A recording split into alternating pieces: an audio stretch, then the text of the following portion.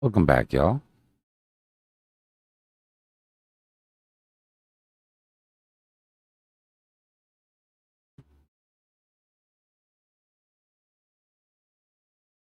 Welcome back. Welcome back.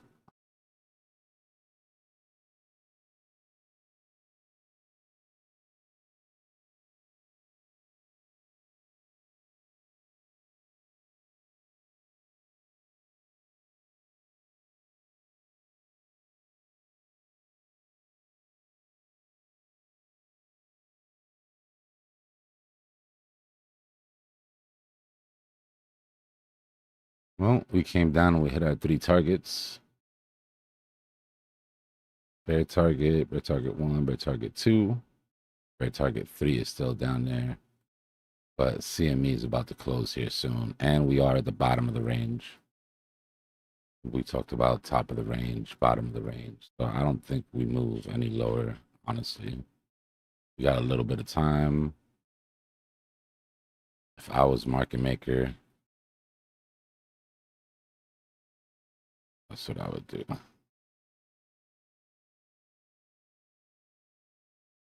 Give me 1 second to catch up on what I'm missing. Weekend trap somewhere in that range, maybe this range. Give me a couple minutes and we'll dig in a little deeper. What's good, Joe?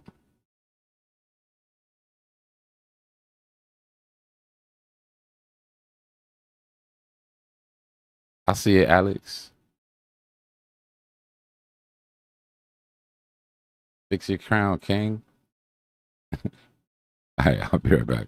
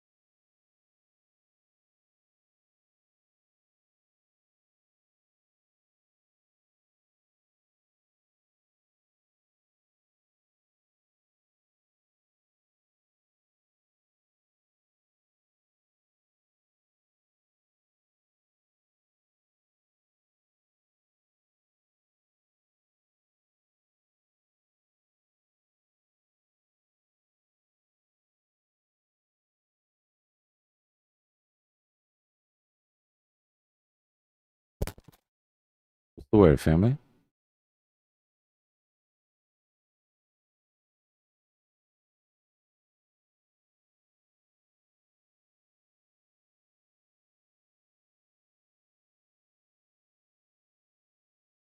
How we feeling?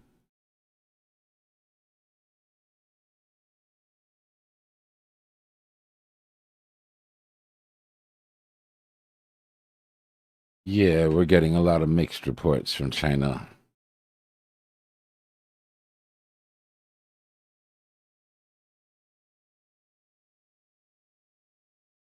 We'll deep dive a little bit later.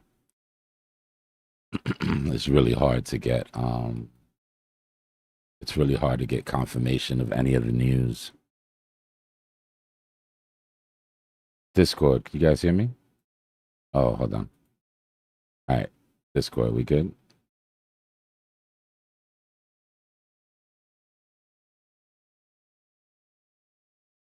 Might check 1 2 1 2. All right, cool. All right, well, let's check the news.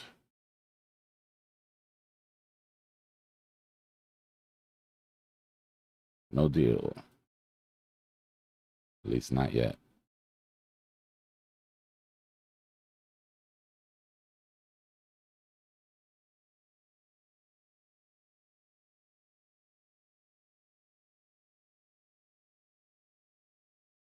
Let's go, Robo.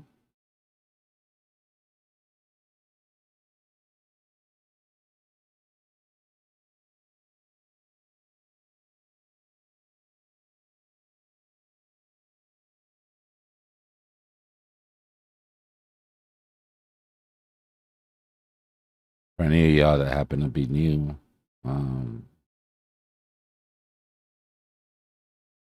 this lately has been the only news station that I trust.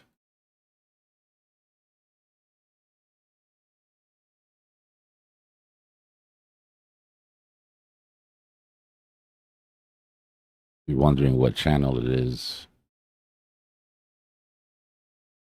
Just drop a line on 100.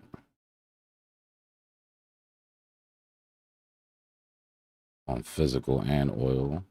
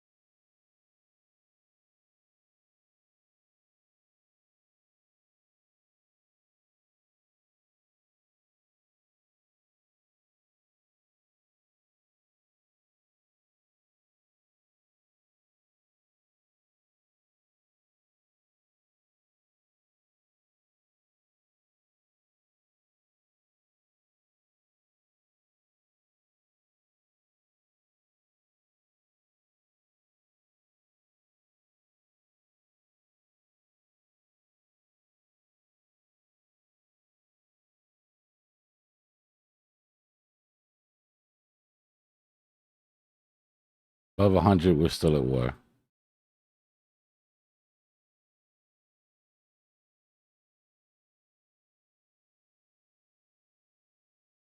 Below 100, peace. Not that the war is over, but what side is winning? Everything else is just noise. Pure noise.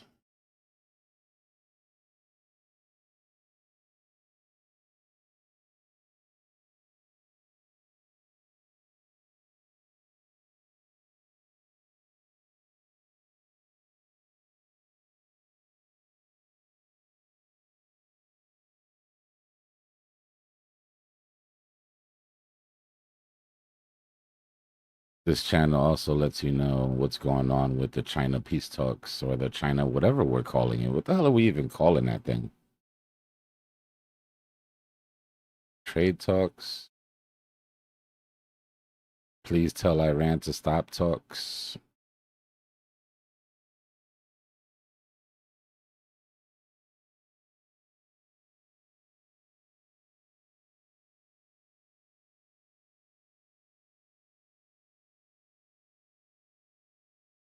There you go. Let's go with that. The China trade deal.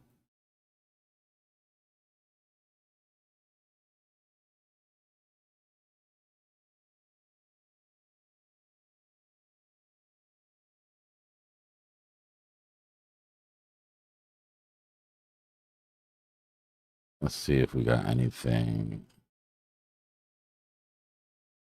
crazy to worry about here.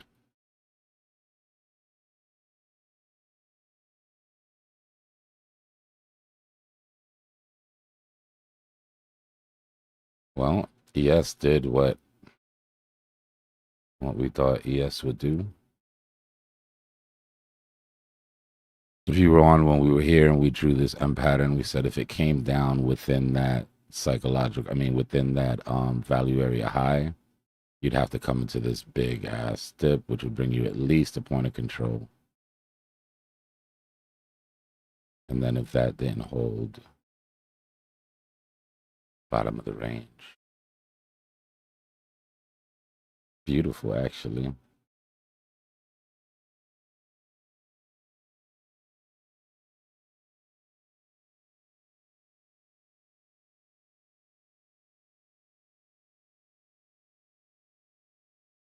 It was just showing a lot of weakness. And the problem is, so this type of price action right here, just so you understand why it was sort of screaming that it could escalate quickly. This sort of price action right here, even though you can't see it on this time frame, the reason that this is usually bearish is because it builds up so much liquidity. I think I fixed it, Aeon. I think. But the reason it builds up so much liquidity is because underneath each one of these, every time it holds, right, the longs build up. So you basically had a ton of longs here, and then price went, and that obviously sent the longs crazy.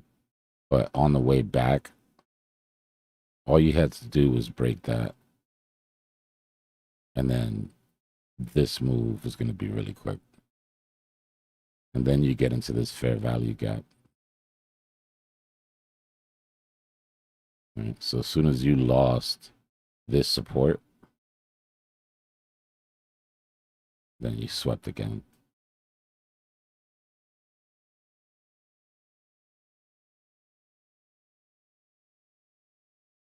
You can see it better when you go on like lower time frames.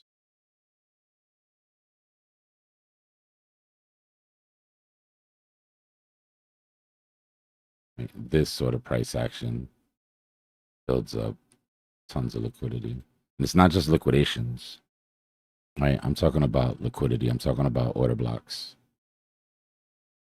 Right? The order block that sent price here, that price came back to. The order block that was left here, that price came back to. The order block that was left right here. Right?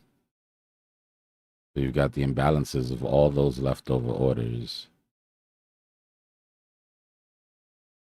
And then on top of it, you have the gas from the liquidations.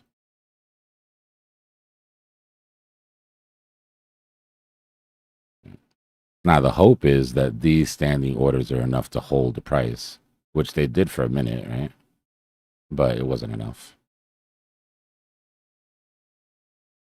And then price finally sweeps.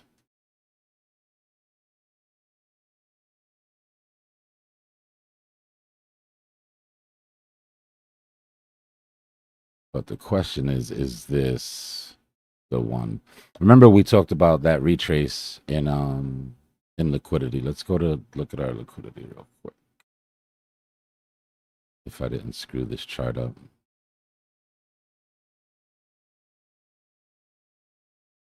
Oh my.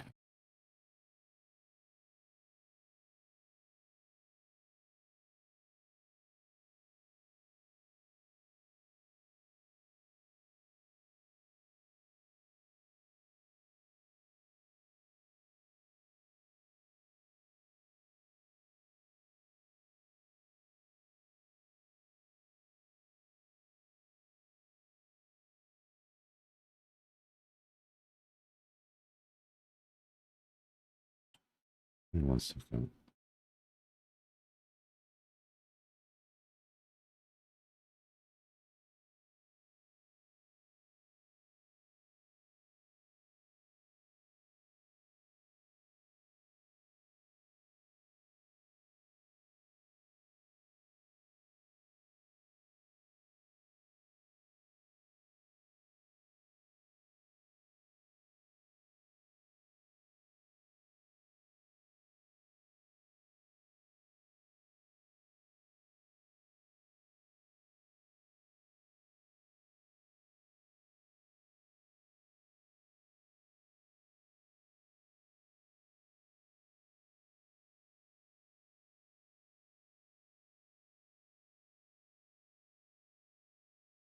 I managed to lose that chart, y'all.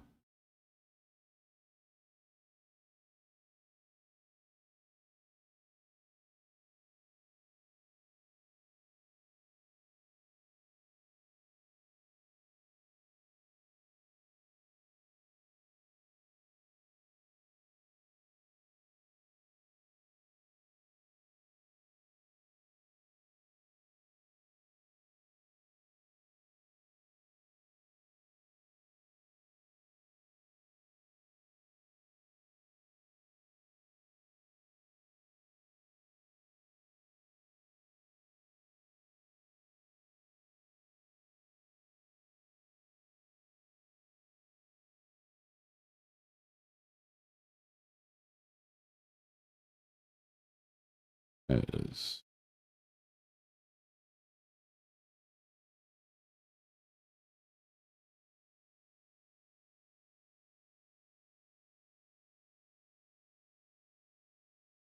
Leave that.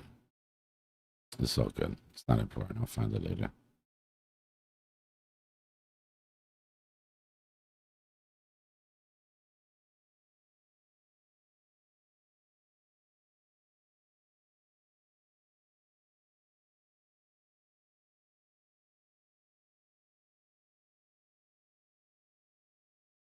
Well, it's funny. This line was for, it's an old chart, right?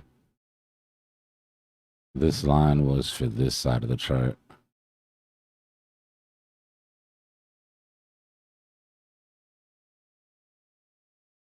But it kind of fits. It's kind of fit ever since then.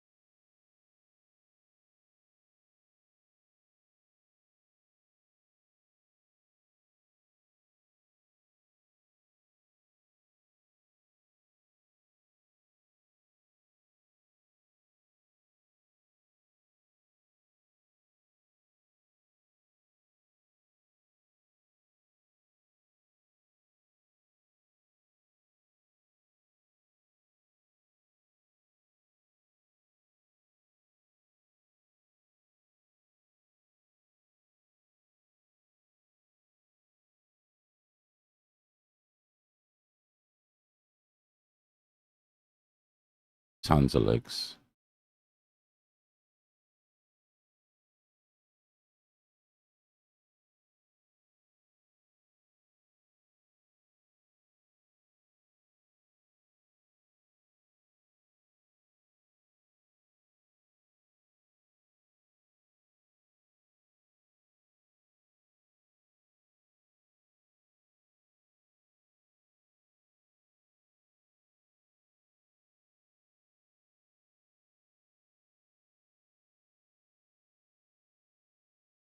From the sounds of it, you were trolling yourself.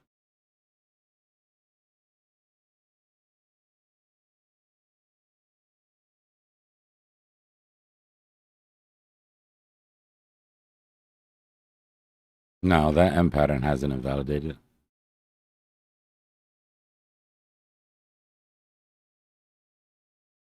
Measured move has been 75 for a while. It'd be a full trip back to our entries. Remember we had our 1, 2, and 3 entries. It's basically this dotted line right here.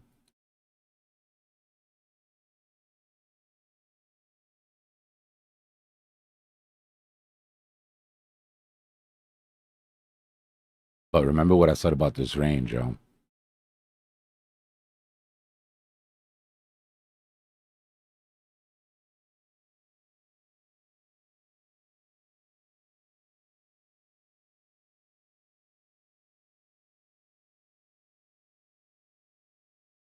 Don't think for 1 second we can't go back to the top of this range. It looks more bearish than it has the last 2 times we came down to the bottom. Right? Bears have that going for them. But I'm serious when I say support is support until it's not.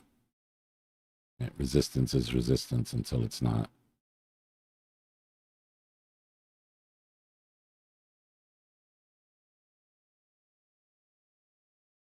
Let the chart tell us.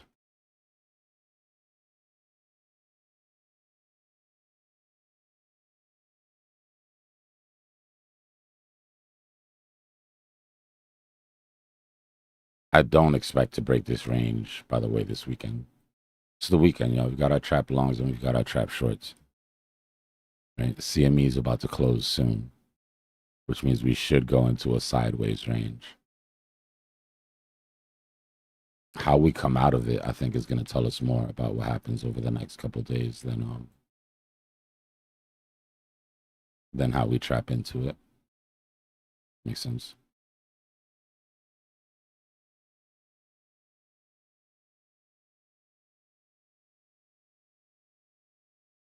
This is honestly the first traditional trap long, trap short that I've seen in the last 2 weeks.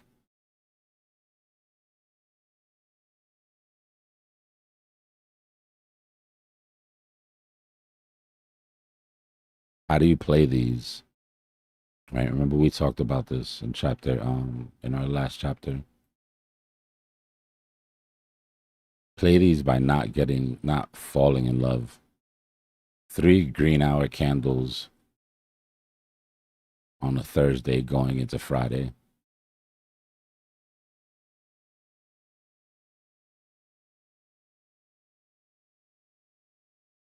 Right?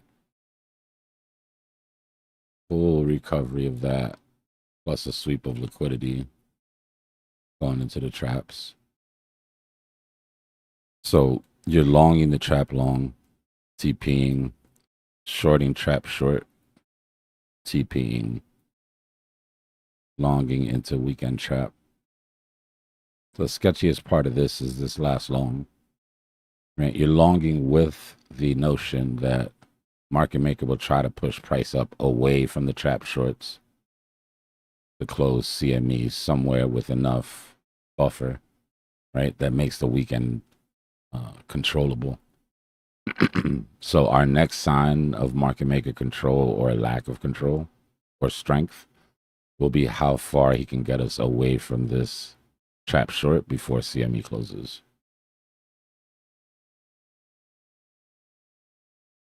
Yeah, I have to post it, RH. Don't expect much. I ran that class on 0 sleep. I think I maybe had 2 hours sleep. So it's probably a really good bloopers episode. We had some Q&A and we covered some of the China stuff, so it was cool, but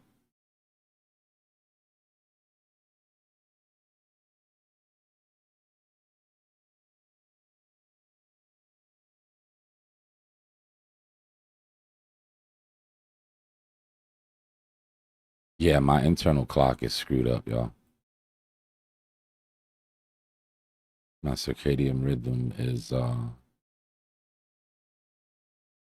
stepping on its own toes.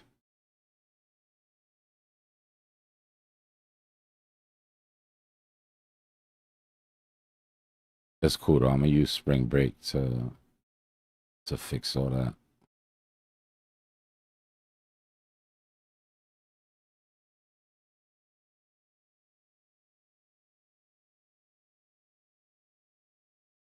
Anybody ever tell you that you worry about the wrong shit, Def? Nah, let me be the one to tell you.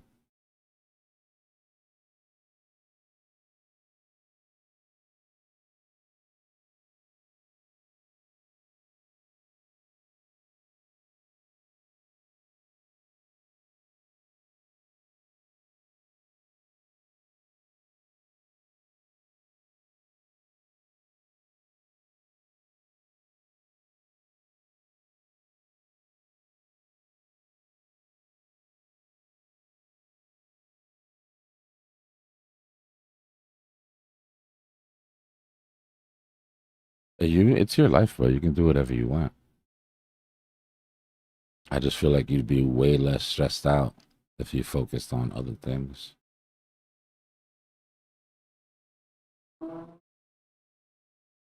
There's an old saying that says if you live for the applause, you die by the booze.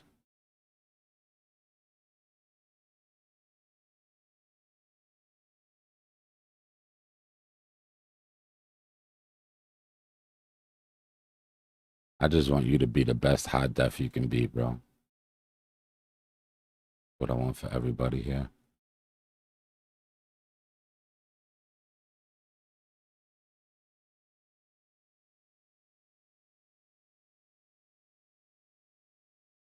I still have hopes for metals, man. My hope for metals really comes because of the rotation. Right? I'm still of the idea that this money needs to rotate out of legacy. And once that rotation in people's minds is the official rotation out, I think they're going to go to safety. They're not going to speculate. Right? They're going to go into metals and they're going to chill out for a bit. Or they're going to go into money markets and they're going to chill out for a little bit.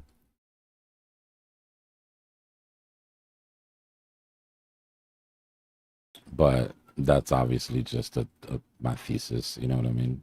I'm trading by it though. I'm holding my silver.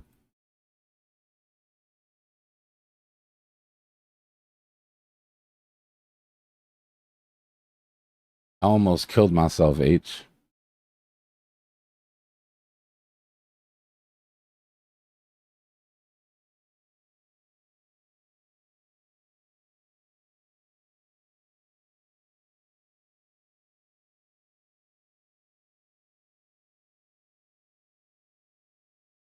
This, by the way, I was proving a point to somebody. Anybody that knows me knows this is not my TA. What I think is going to happen. Yeah, I mean, there's a good reason for it, though. Like, let's check it out. I'll probably have to rebuild this chart because I'm too lazy to look for it.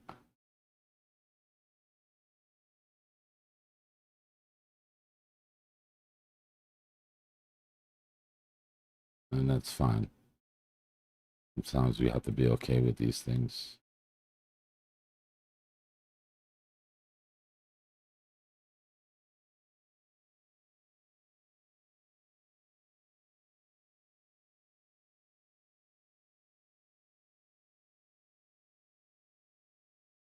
So this is my thing. All right, we got to start with the boss if we're going to do any comparisons here.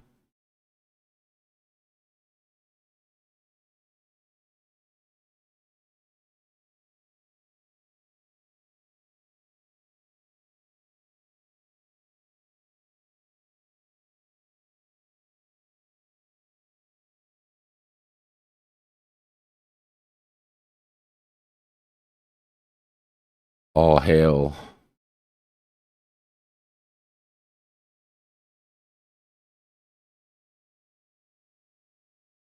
So obviously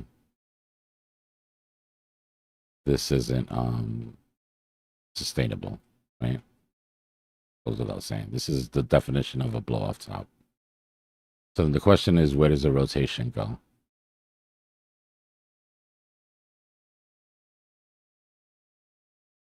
Well, we know it goes into NQ, right? Because NQ is basically SPX's silver or Ethereum, right? Number 2. With a U. And let's go.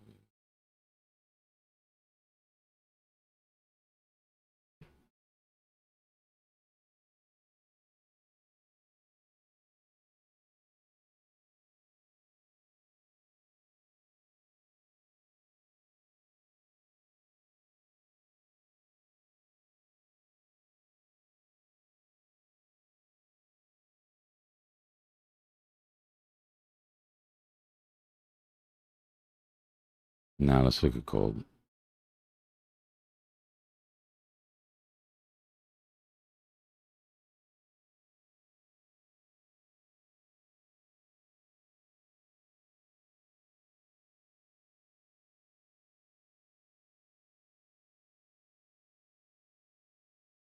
Make you yellow. The silver.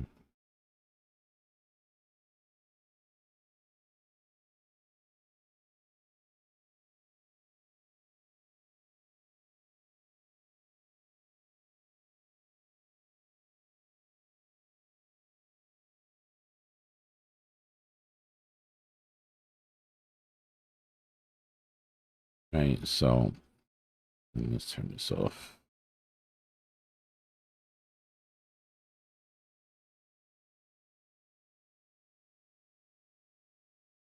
So as far as rotations go,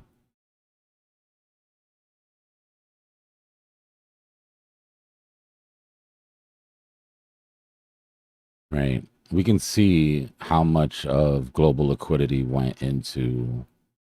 Let me pull out global liquidity.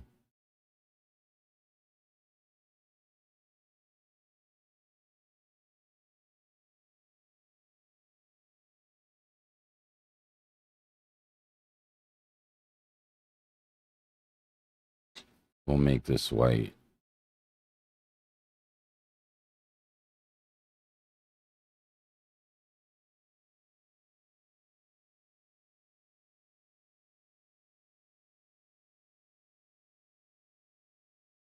Right.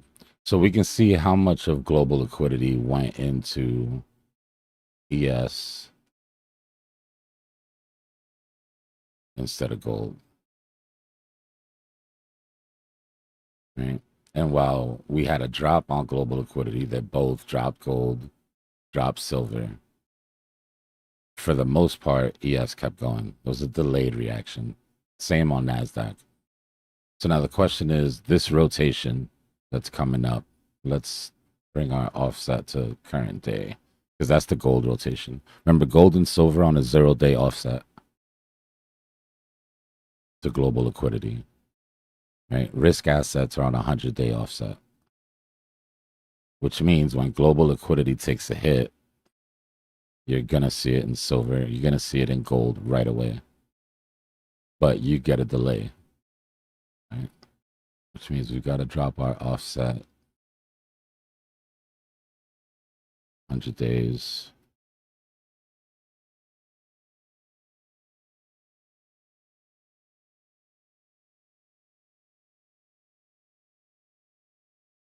Right. So that's the offset for what we're doing now.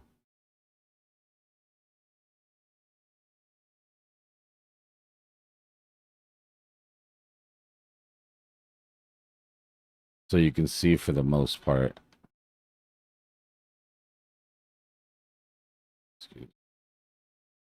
that we've had this uptick. This move here,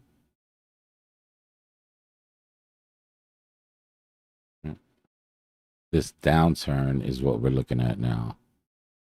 Let me get rid of this. Get rid of this. Get rid of this. So looking at it in real time, what we're paying attention to is not where global liquidity is, but what it's doing where it's at. right? Today, we're at a downturn. This should be the bottom. There's an uptick, which then takes us into the 28th, 29th, where we had our de-risk, and then our second one, middle of June. I'll find that other chart. If anybody has a screenshot of the chart that we were doing, the global liquidity, where we had the de-risks, and you could send me that, it would save me a lot of time. And then I'll file it away and save it. Right. So the question is, on these drops, we already had this one, right? But on this drop here and on this drop here, which one of these two is going to be the one that sends legacy? And then where is money going to rotate when that happens? Right. So let's assume, let's drop 2 lines.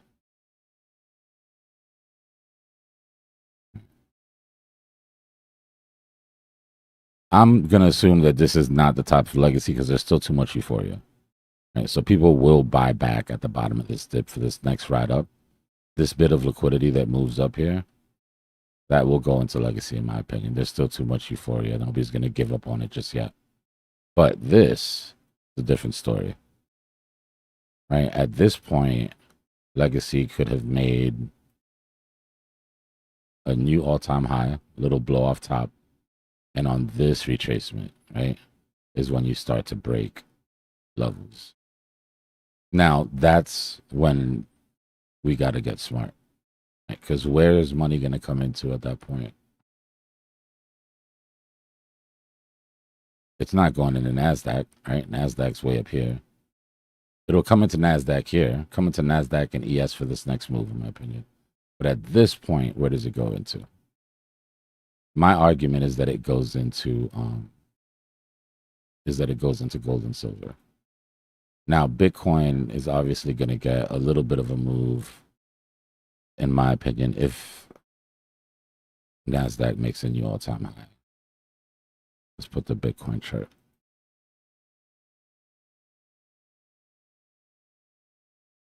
All right, so this is Bitcoin.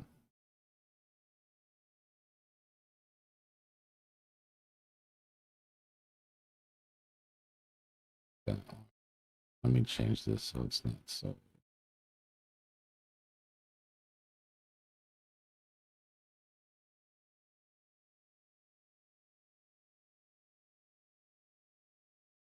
All right. So let's say we're right. Just I know this is a lot, but follow me. There's a method to my madness here. Let's say I'm right and this rise here that we get starting tomorrow in global liquidity does go into ES and does come into Bitcoin a little bit. Right? So that means that Bitcoin comes back up to the top of its range. NASDAQ and ES probably make new highs, right? Which means that by the time we get to this drop in liquidity, Bitcoin should be about here, NASDAQ should be about here, ES should be about here. Gold and silver are still dropping here, right? Which means that gold will probably be here and silver will probably be here. So what makes a better buy on the rotation? Right? Are you going to go into gold that's still, to Bitcoin that still looks toppy and is like towards the top or bottom of its range or whatever? Or do you go into the safety of metals because of the fear that this might be it? So my thesis is that it goes into gold and silver first, right? Which means that Bitcoin continues to drop.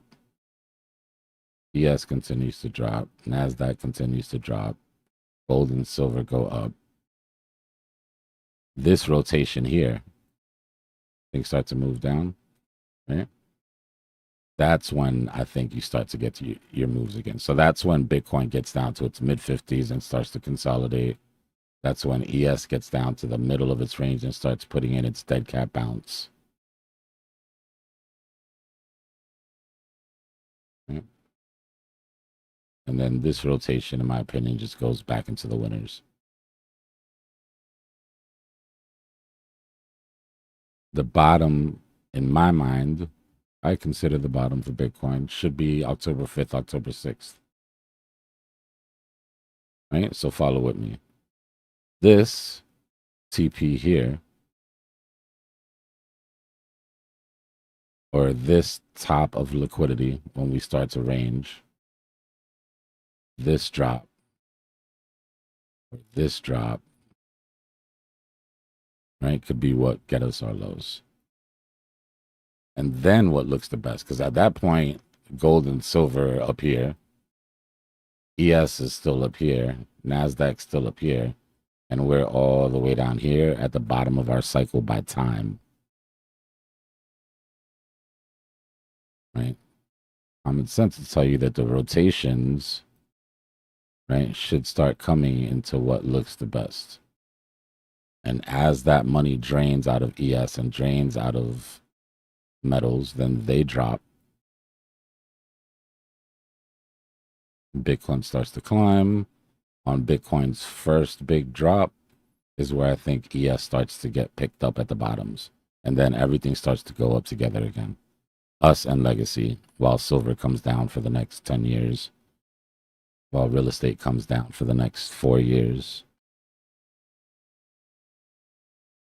And that was an army of future tripping rotational squiggles. Somebody screenshot that and then just troll me later when it doesn't play out.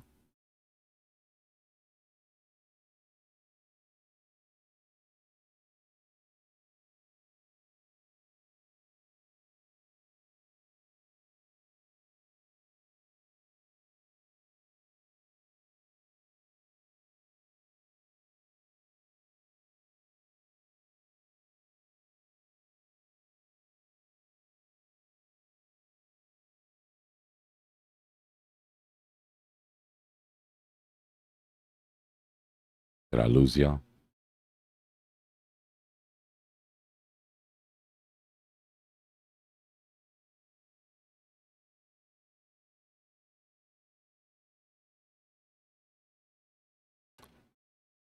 It won't be the investors. Investors come in after it's already on the news. People normally come into Bitcoin after it's broken all-time highs, or like when the news says the halving's coming, or yeah, people don't come in till late. Why do you think crypto's a scam in people's minds? They leave when it's bad. They only come back when the news tells them it's good, and we all know how that goes. By the time the news is talking about a pump, chances are it's a wrap.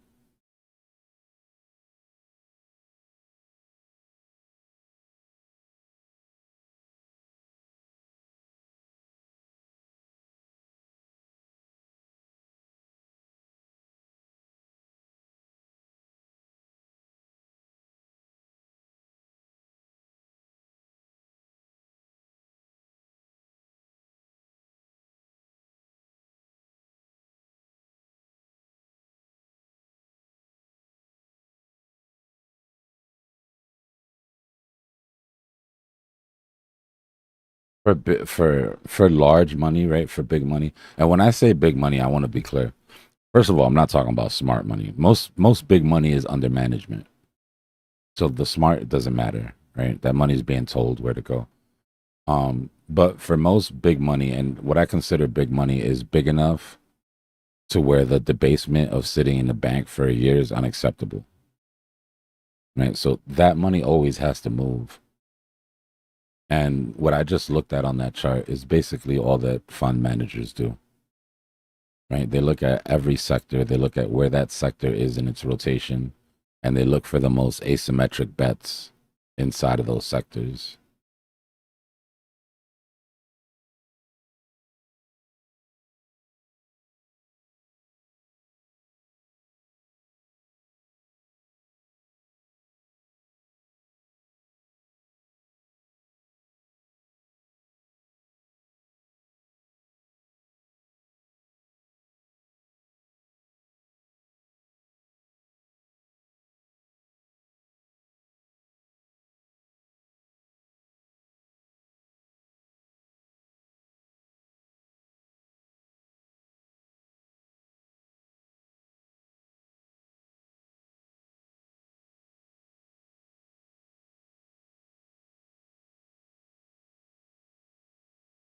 You guys have set rules for when you don't trade?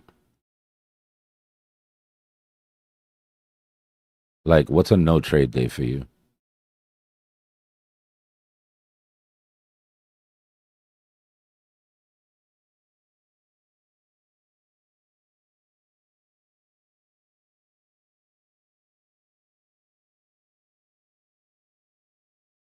Okay. So mostly ranges then when I drink. It's a good rule.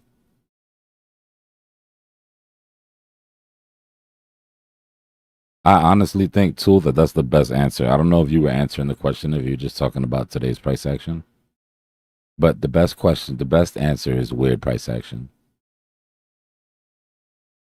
And it doesn't matter if it's weird, if it's weird to you. If you sit in front of the chart and you look at the screen and you're like, well, shit, I don't know. Like, that's a no trade day. That's a day where you just sit back because you don't have an edge, right? You're literally not, you're not trading an edge. You're just trading just to trade.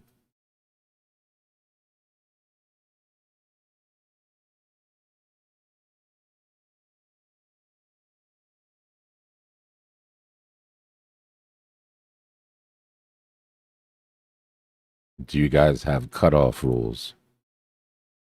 What makes a trade day a no trade day? A certain amount of concurrent losses, a certain percentage loss on the portfolio.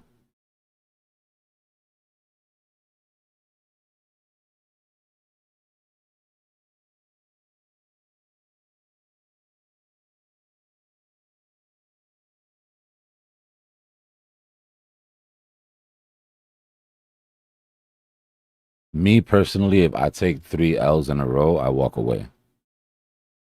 Right? I don't walk away for the day, I walk away. I've got a 5 loss in a day limit. They don't have to be concurrent.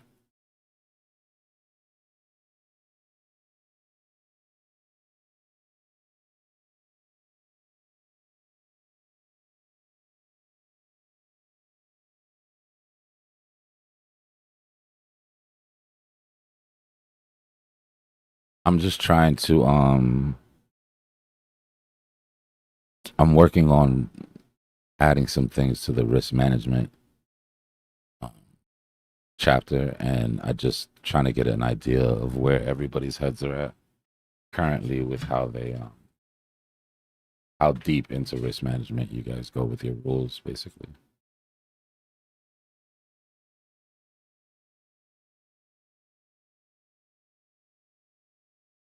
Nah, walk away. You got to walk away. Walk away means walk away from the screen. Like some people just take a break, but they sit there at the screen, and then you got to walk away. You got to unplug. You got to go do something else. Go literally touch grass. Go ground your toes into your backyard. Take a shower. Wake with the 10 gifties. W Wake. W Gifts.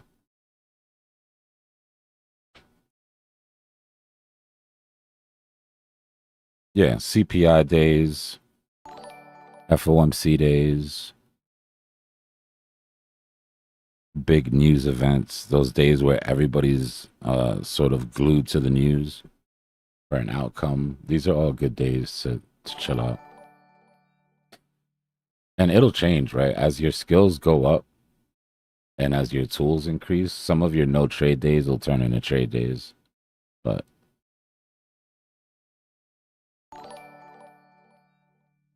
yeah, when I'm tired, it's a big one.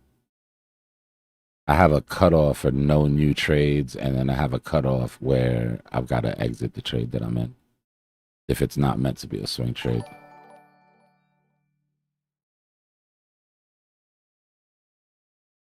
Nice.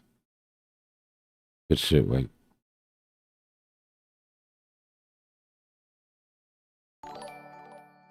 Yeah, yeah, I think that's not a bad idea. A little survey or a questionnaire.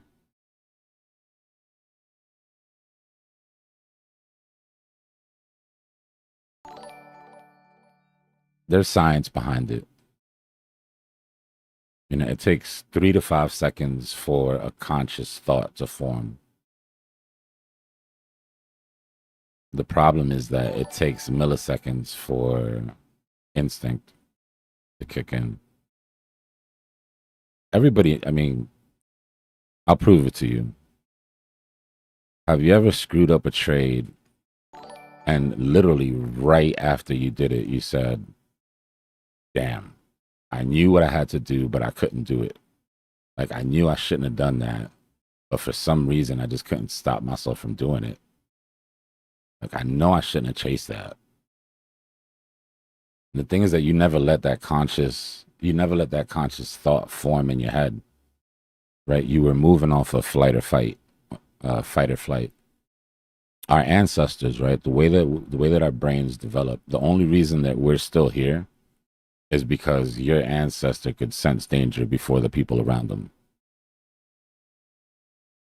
Right? Your ancestor was walking through the forest and he saw 3 leaves on the right move, and before his conscious brain could tell him there's a saber-toothed tiger in the bushes, he was gone. Right? 100 yards out running. The one that didn't notice it got eaten by the saber-toothed tiger, never had kids. His ancestor, he didn't live to become an ancestor. So the problem is that our brains are hardwired to recognize danger and act to it subconsciously to keep us alive. The problem is in the game that we're playing, that's a good way to get wrecked. Right? So think about it. There was no downside to your ancestor running when he saw that bush move. If he was wrong, right? Let's say he was wrong. Let's say there was no saber-toothed tiger. Well, he just got a good workout. He's still alive to have kids. Worst case scenario, he ran for no reason and everybody in the tribe laughed at him for being a pussy or something. But if you're wrong, it costs you money. So the problem is that we've gotta cancel those automatic reactions to perceived danger that we have just long enough, right? Like you literally just have to take your hand off of your mouse and breathe long enough for that conscious thought to come in. And then if your conscious thought tells you it's time to get out, then it's time to get out, you know? But just try not to run on automatic. And that becomes harder the longer you're in here because your instincts are going to get stronger.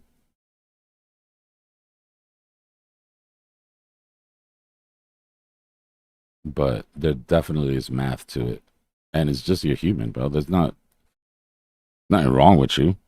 Like I said, the only reason you're here is because our brains developed to be able to do that. We're in a different world right now, right? We don't have the same dangers.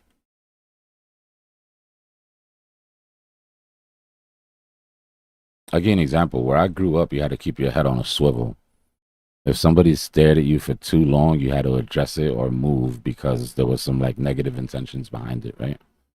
So growing up in those neighborhoods, you build survival instincts that make you sort of move a certain way.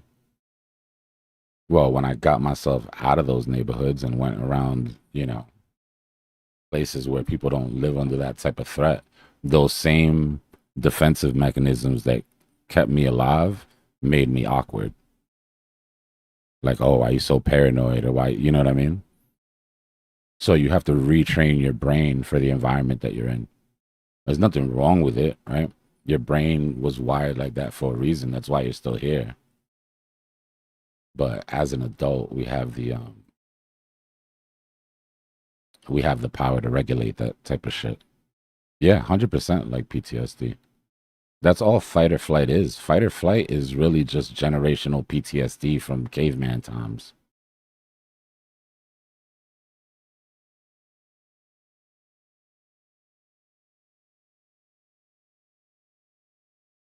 Yeah. Traveling helps a lot.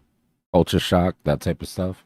Bro, going from Brooklyn to Waycross, Georgia, where everybody and their mother honked the horn and waved at you when they passed by.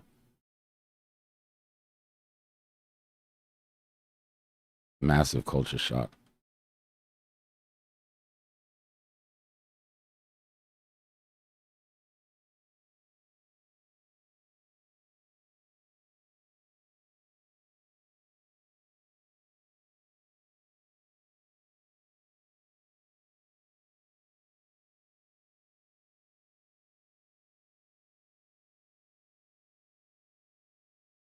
But it really is the same for trading. You can carry that PTSD with you. I mean, you know how it is. Lose 3 trades and then see how confident you are on your third setup. You can start to feel it affecting your psyche like right away if you're not careful. That's why I don't like somebody's answer. I don't remember who it was, but somebody's answer was if they get stopped out 3 times. I don't really like that. For me, a stop isn't a loss. For me, a stop is a successful trade. Right? I hit my circuit breaker that keeps me safe in that trade.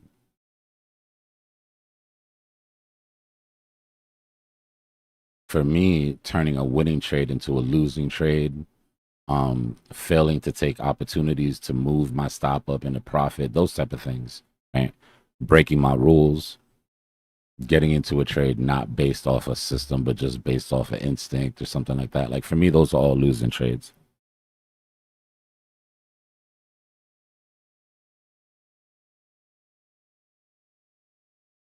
But if I did what I was supposed to do and the system worked, whether it was to give me profit or to protect me from my losses, then that's a winning trade.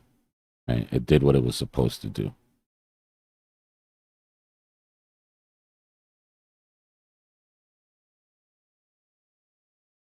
Putting your stop up is just taking risk off the table. Like if you start looking at it like that, right? If you're taking a good risk adjusted trade, you're only risking 1 to 2% of your portfolio in that trade, right?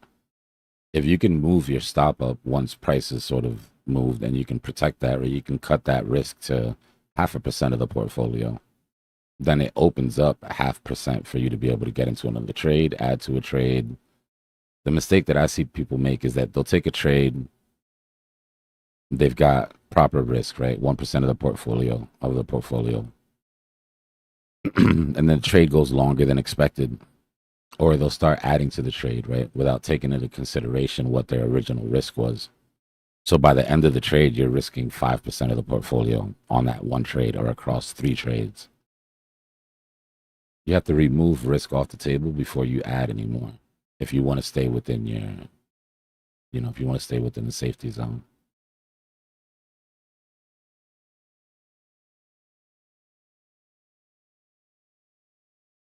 And then just do what I always say, right? If you're thinking about adding to a trade, like if you're thinking about, let's say you're in a short here and you're thinking about adding to this short, right? First of all, have you taken your risk off the table? Right? Are you still 1%? Well, you're more than that, right? Because your stop loss is all the way here or here, whatever. If you're willing to let price come all the way back to your stop loss, then you're not risking 1% of the portfolio. You're risking all of these profits. So if you haven't moved your stop, then you can't even think about adding to a position. But let's say you did. Let's say you moved your stop. So your stop was here. You were risking 1% of the port. You now moved your stop down above that swing high, right? That 1% risk that you had is gone. You're not risking anything in this trade anymore. Right? So you're open up to add to the trade, but that's not the end of it. Right? If you're going to add to a trade, what you need to ask yourself is, would I take a fresh short here? Not would I add to the trade, right? If I wasn't in this trade, would I short right now? If the answer is yes, then you can add to the position. Right? If the answer is nah, I'd probably wait for it to pop up and try to short from a higher. I probably should have taken it, da da da. Whatever. It's going to be different for each person. But first, you take the risk off the table. Then you ask yourself, would I start a brand new position here? If I had to take a trade right now, what would it be? If I was forced, gun to my head, have to take a trade based off what we're looking at. Would it be a short or would it be a long? If it takes you more than a couple minutes to figure that out, then you shouldn't be adding to your position, right? You should be waiting until that answer is more clear. But looking at this, if you cut everything else off, right? Because the thing is that people think that prior performance is going to continue and that fallacy, right? Just looking at this wouldn't make me feel like it's time to short yet. At the very least, I would want to see another rejection off of this 50. right? I don't like the volume that came in here. We know that this is support. We also know that we're at the bottom of the range and that support is support until it's not. Right? So I'd be happy about the fact that I brought my stop down and I locked those profits in. But I wouldn't really be jumping at it. Right? What I would want to see is like another higher low or something, or a lower high. And then I'd have to take into consideration CME is about to close.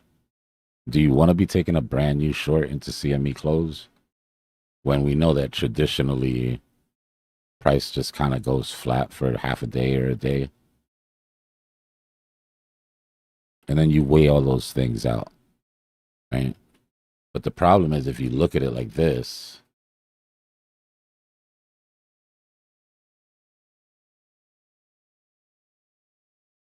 you know, the human in you tells you, well, the trend is your friend, trend continues, this is going to roll over, it should keep going. But it's based off of what's already happened, not what's happening.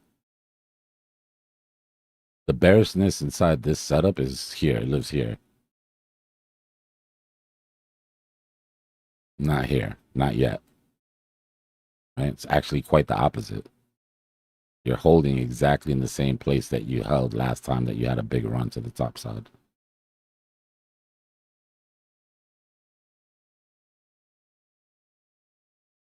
Now, is it a reason to exit the short? No. Right? You've already moved your stops into profit. So by moving your stops in the profit and not exiting your short, basically what you're saying is that you're willing to pay a little bit more than 0.5% to see how it plays out. That's the risk that you're taking now. Your risk is no longer 1% up top. You've already moved that down. Your risk now is 0.6% of your profits. You get how that's different? Mentality is different, stress levels different, anxiety shifts.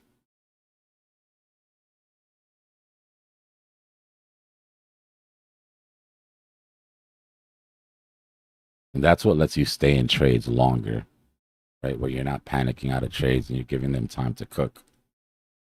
But it doesn't mean that you start throwing ingredients in. Right? Anybody that cooks knows there's a certain time when you're cooking past a certain time, you can't drop any new ingredients in.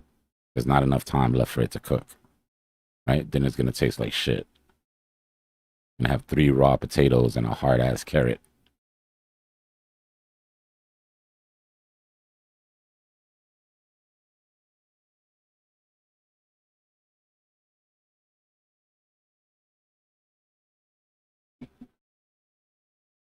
Let's slap that like button, yo. We got to get the algorithm on our side again. YouTube's kind of been shitting on crypto content lately. I don't blame them though, right? Everybody's gone for the most part.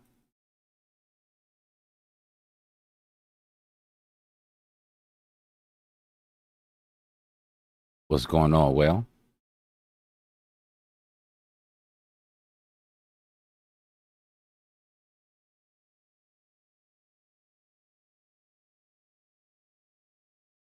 let's turn our volume on. My bad. I forgot I didn't have volume on.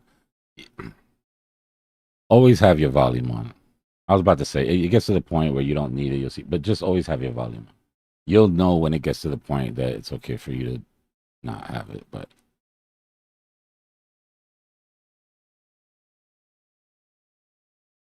stopping volume candle is always going to be a good volume signature. So you don't necessarily have to have it, right? But you do need to see how much bigger the volume was to the surrounding volume.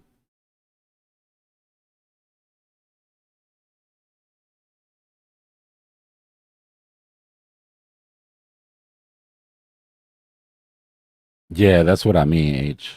So the likes really do help a lot, y'all. And y'all know me, that's the least favorite part of my job is shilling the like button, but it's also one of the easier things y'all can do to support the channel. Definitely the cheapest.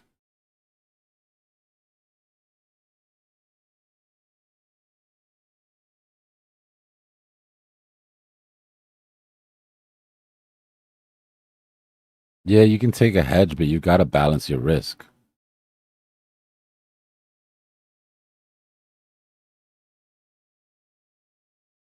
1% per trade, right, is the rule of thumb.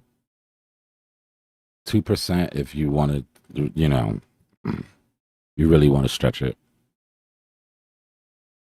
But the problem is that you can't have 100 trades running at 1% risk, right? Because you're gonna blow your portfolio if everything goes the wrong way. So me personally, I don't like to have more than 5% of my portfolio at risk at any one time. Meaning every trade goes wrong. Let's say every single trade I'm in right now goes wrong. I can't lose more than 5%. First of all, if I lose more than 5% of my portfolio, I'm done trading for the day. That's automatic out for me.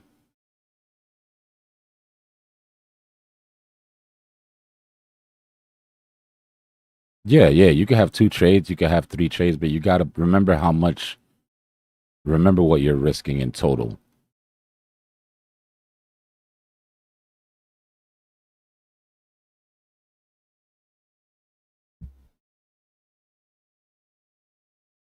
I appreciate it, H. I mean, don't get me wrong. Like, I know how that is. I used to be in YouTube channels forever and I didn't even subscribe. Because after you go to the channel for a while, it just starts to pop up on your shit, you know? It wasn't until I started running the channel that I realized like what a difference it makes to the algo. Nah, it's definitely not easy, bro. It's not easy. Trading part isn't hard. It's the emotional regulation that's difficult. Trading I can teach you. That part is easy.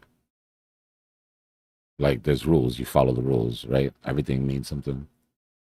But the emotional part is completely different, bro. You can take 2 people with the same system, with an amazing system, and one person can change their life and the other person could lose everything. And it has nothing to do with the system, right? Same exact system.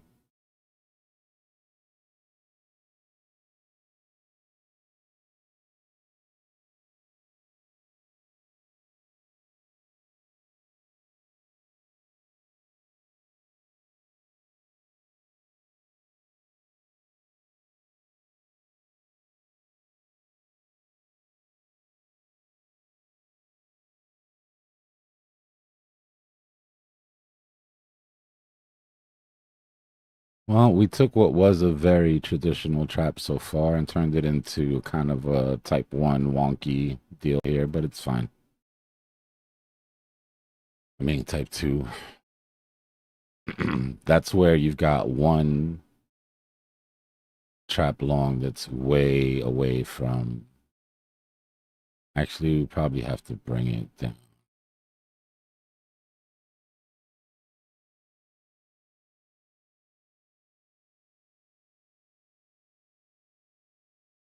Yeah, I'm gonna bring our trap along down.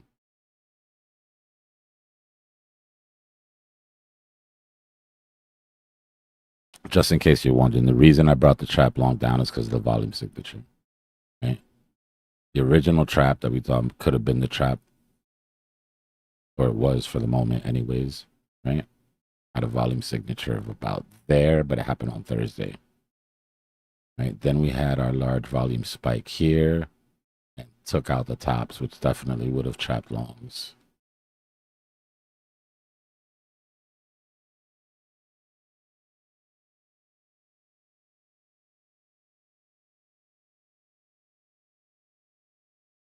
And the reason we don't go for the lower trap is because this has the higher volume signature. Right? Which means if you go to like the 15-minute, it would be the top of the M that dropped us into the short squeeze, or that dropped us into the trap short.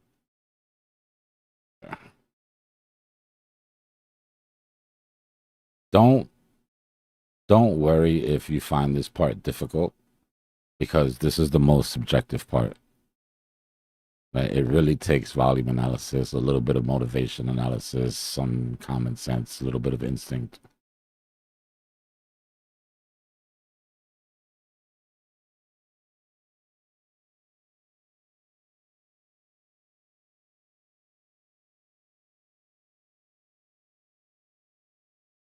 It's going to be kind of hard to do it during the weekend, but we'll see. I expect us to go sideways at support here.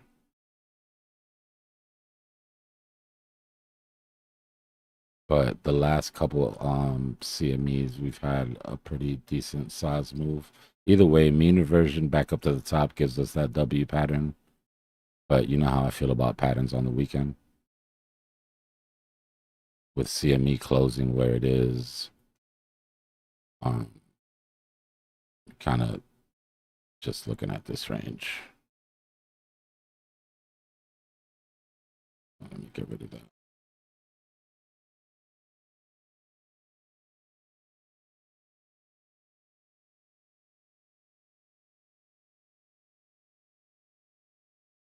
Right. Way too early to draw it out, but that's sort of what we're looking at. How does this come from?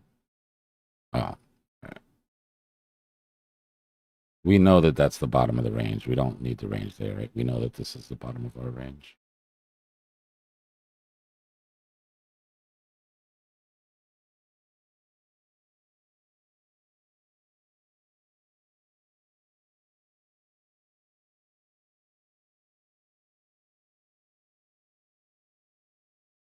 Move our fake stop loss.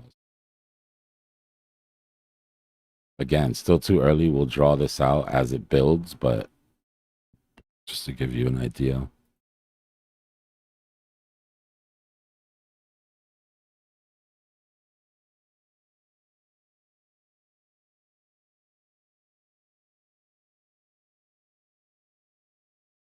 But you guys remember when the weekend traps?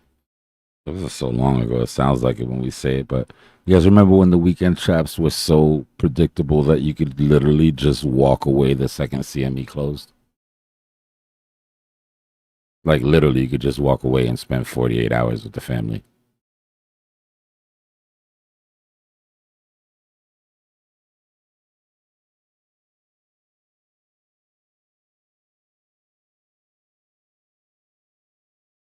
Good times. Hasn't been lately. Yeah. Market maker's been struggling, but we know why, right? We've always said it. With increased liquidity, market maker's job becomes more difficult. Not that they don't get the job done still, but like I said, it becomes more difficult, which means that the patterns are less traditional.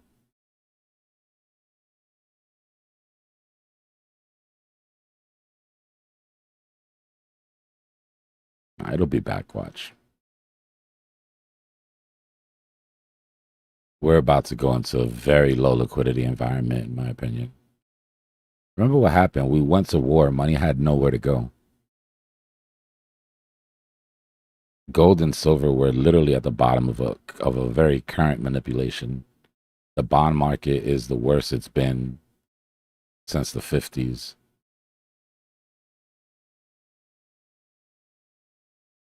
And oil, which was everybody's original choice, right? War in the Middle East, long oil. They got wrecked. So literally there was no, it's like what I'm telling you that I expect for the bottom of the next, this bear. When legacy finally takes its hit where everything rotates, that's what, like a little mini taste of what that was. There was nowhere else for price to go. If you look at Bitcoin's reaction since the start of the war, right, it's just like obvious on the chart. But that liquidity, right, which is basically liquidity from 4 different industries finding a place to live. 792. All right. Yeah, it's pretty close. It's right underneath. There's a small premium, but it's about a $200 premium between. We'll just run it off the futures. I'm cherry picking because it's closer to the middle of the range. Don't be mad at me. It's my brain. My brain looks for symmetry.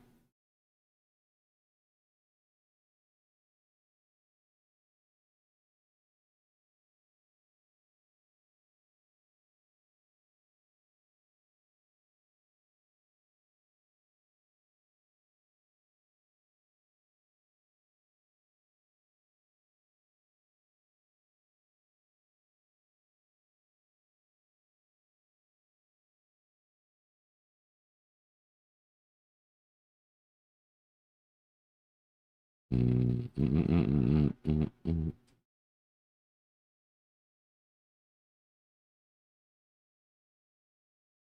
Can't even look at my timeline right now. It's like all Drake, which is cool, but everybody hated him like 2 months ago. The internet's funny, bro. You really have to just ignore all the hate and all the love.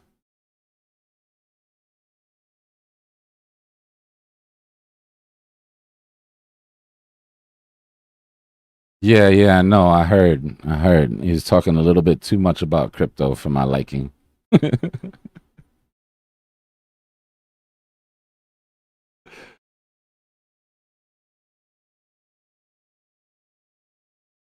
It's like, bro, thank you, but maybe 7 years ago? Not now, bro, not now.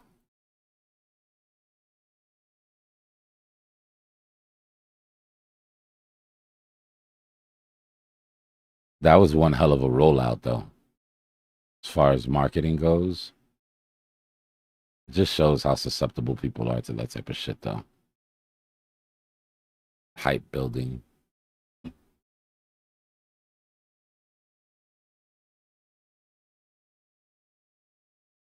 Nah, it's not that. It's always toppy when somebody very famous starts to, just think about it in the past. Anytime that when all the celebrities got into meme coins, those are the top of meme coins. When Tom Brady was telling everybody to sell everything they own and put it into FTX, it was the top. Matt Damon was telling everybody to that fortune favors the brave right at the top of the bull market. It never fails. It feels like the more famous the person, the bigger the effect is.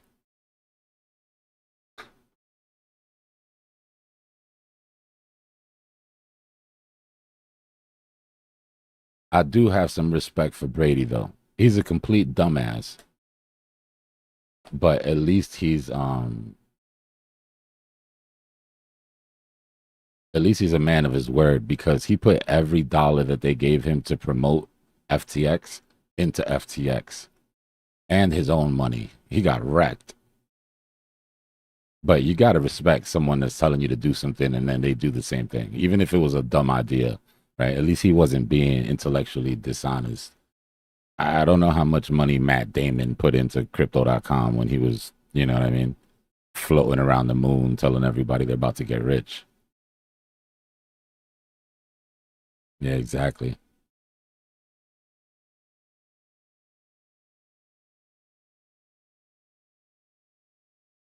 He had everybody waiting for one album and then he dropped three. That's why everybody's like, oh my God, y'all are so easy. Music's decent though. I mean, it's still Drake, but album's all right.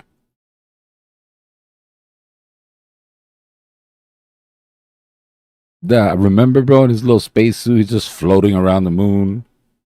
Like, bro, get out of here.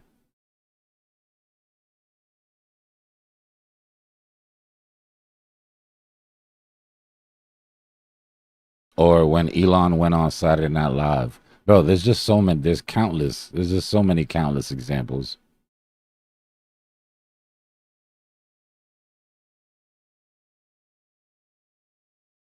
I think the first sustained drop that we get on Legacy, it goes into metals. Right. Remember what I told you, the difference between a euphoric drop and a defensive drop. Right? If you're at all-time highs and you're still euphoric and you're pulling back, people are like, well, this is just a healthy retrace. Right? So what do you do when you think something's a healthy retrace? Well, you're still speculative, right? So you're looking to buy the dip on that asset and you're looking to speculate into like maybe some other legacy that hasn't moved yet, right? In our case, we'd be looking at like alts. So if there's still euphoria, then you would expect lower market cap stocks and, the big boys to take another move. When that's exhausted, right? When the move becomes defensive, meaning you're starting to break structure, the majority of people are convinced that that's it, right? In their mind, they shift to defending their capital. When you have a mindset of defending your capital, you're not looking for higher risk assets. You're looking for lower risk assets. Right? So at that point is when I think that it rotates into metals. Right? Once people get into the frame of mind that they want to defend the profits that they just made on legacy. You look at Bitcoin, you look at the 4-year cycle, we're not at the bottom yet. That's an unnecessary risk. You look at metals, and they've already taken their drop, and they're putting in higher lows, and they're looking like they're staging to make a run. And so that's the difference between rotations that are euphoric and rotations that are defensive. Our job is to figure out the sentiment, right? There's no indicator that lets us know that.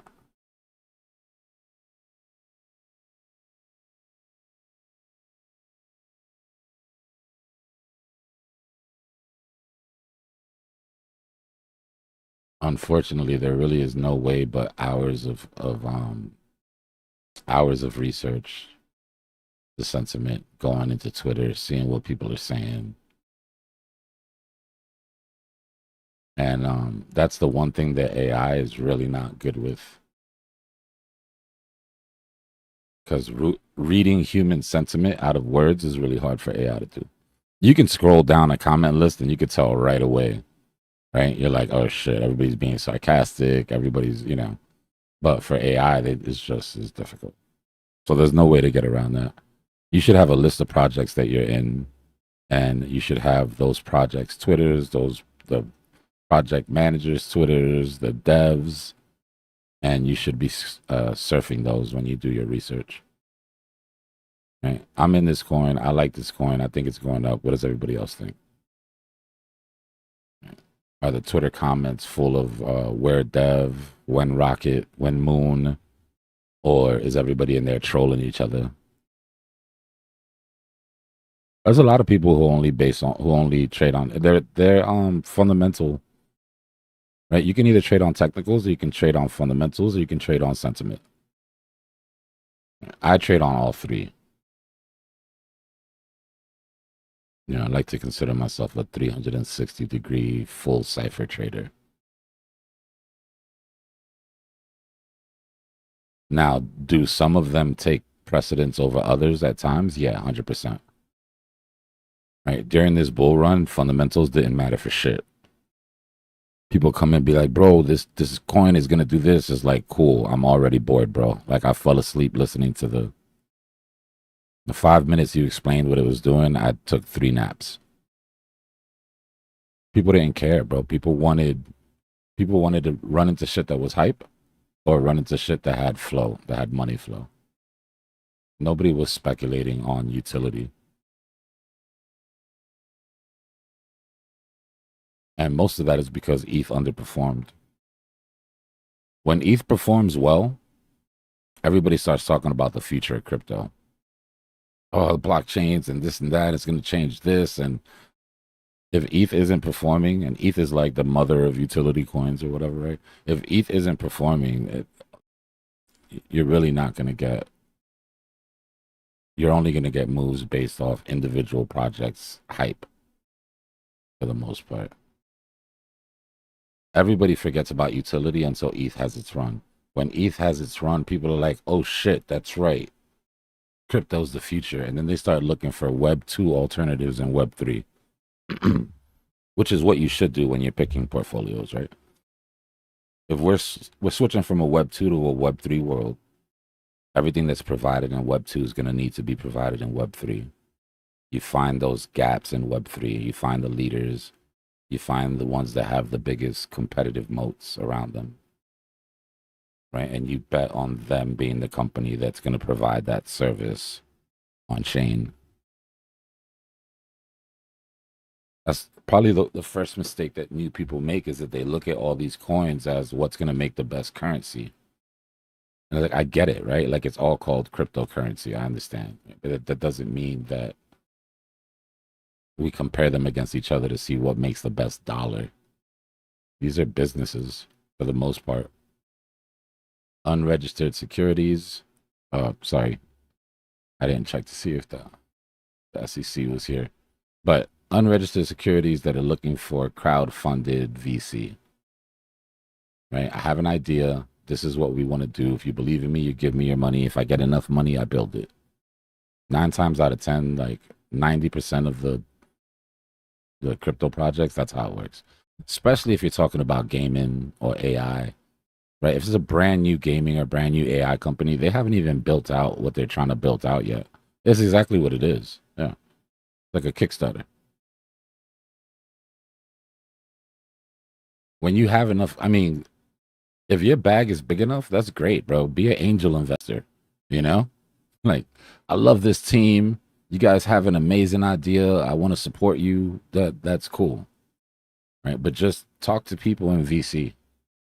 Like spend some I should actually it'd be cool if I can get somebody to come in here. Um, but talk to people in VC and see how they look at it. Right? They invest in 20, 30, 40 companies with the hope that 2 or 3 of them make it.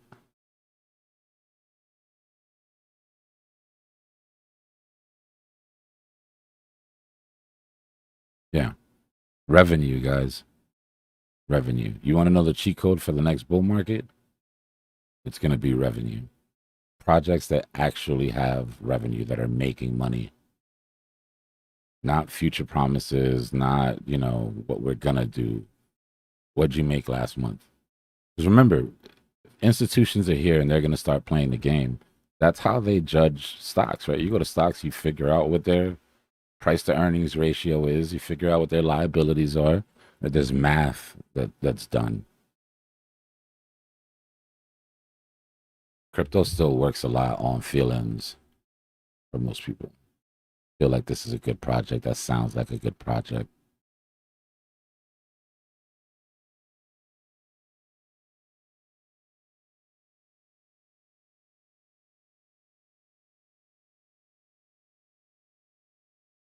The reason institutions aren't going deep into alts unless they have ETFs is because they don't trade shit like that.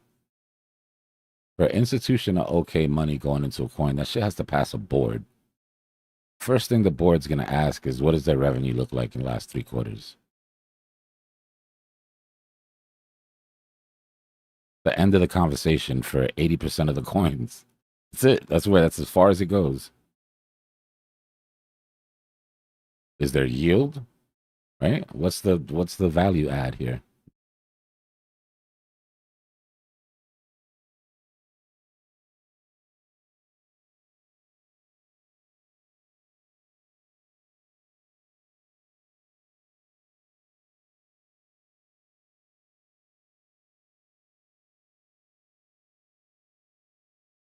That's why I brought up the stablecoin thing.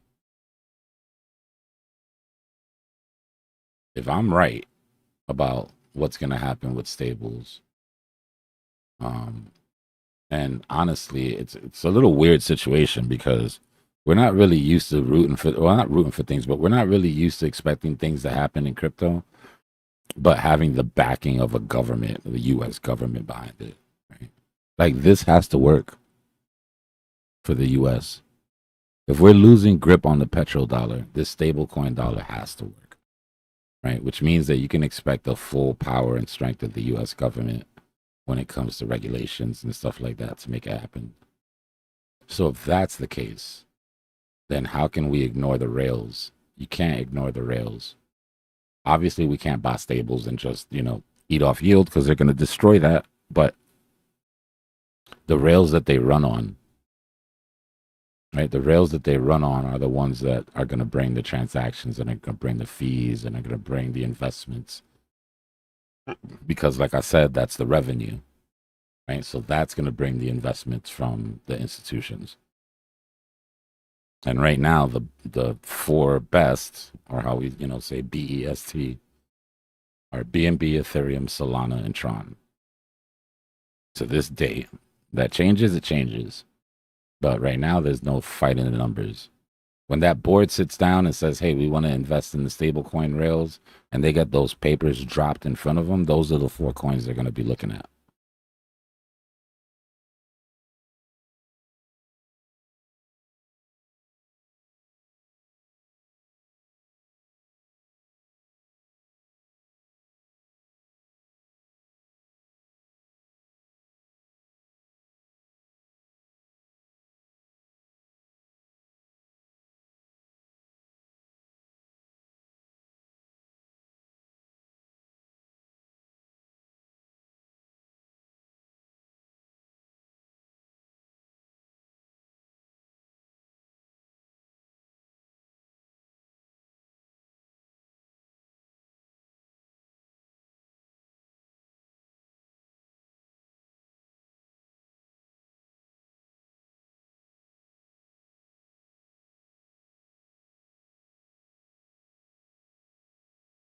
Not expecting a whole hell of a lot for the rest of the day, y'all.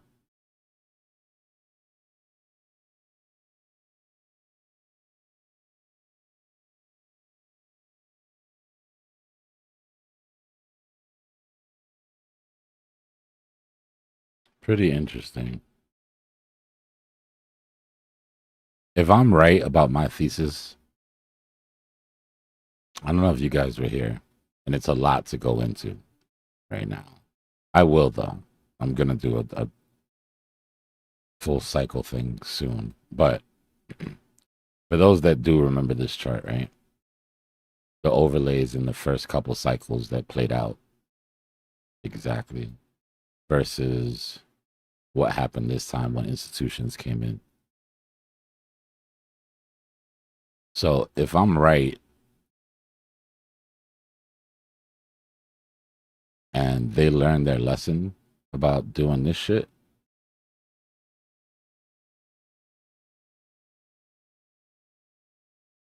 right? Remember, this whole area here was where institutions said, screw the cycle. We got our ETFs. We're about to run it, right? So for the first time in 4 cycles, it's deviated from the pivot overlay that we've used, right? But after that happened,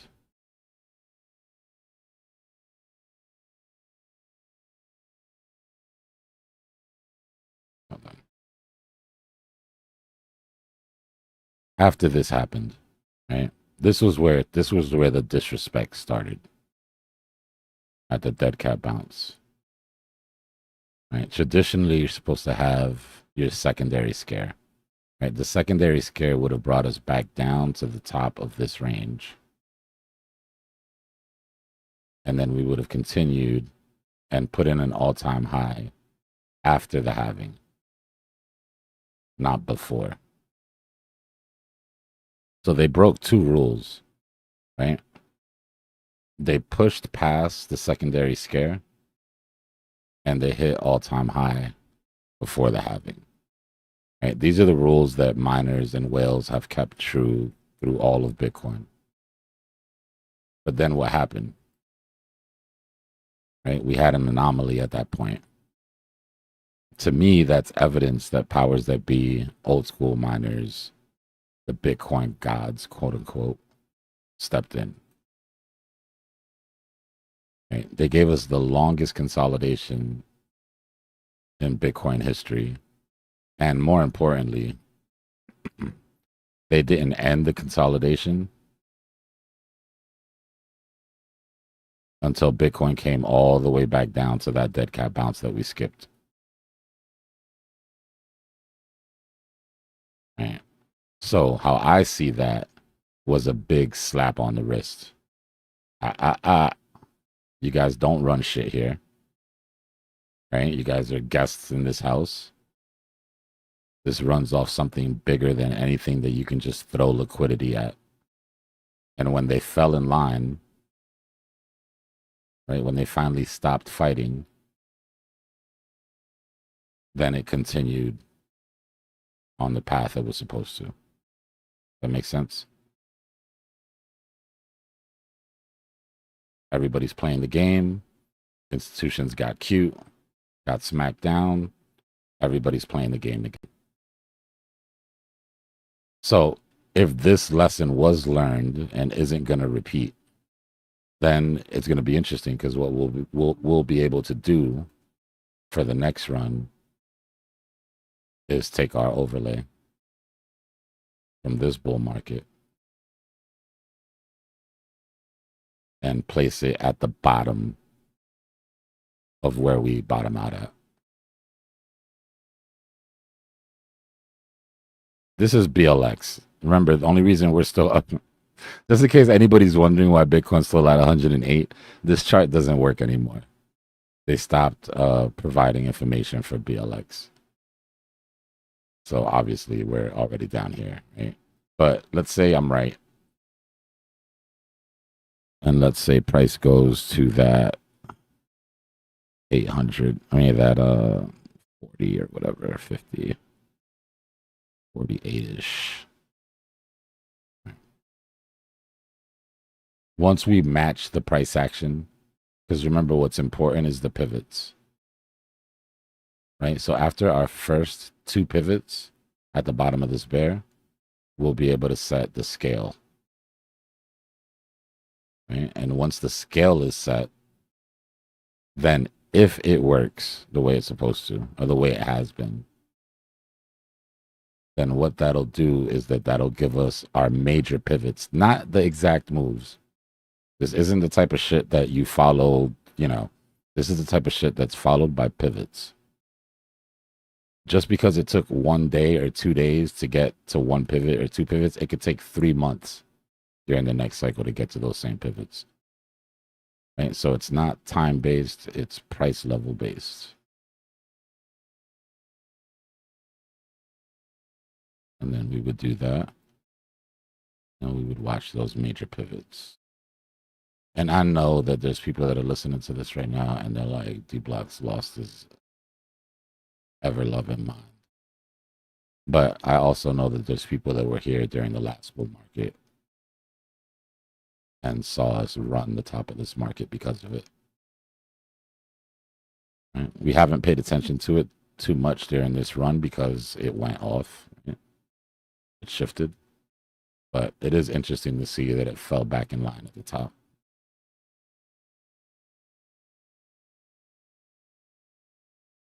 It's curious.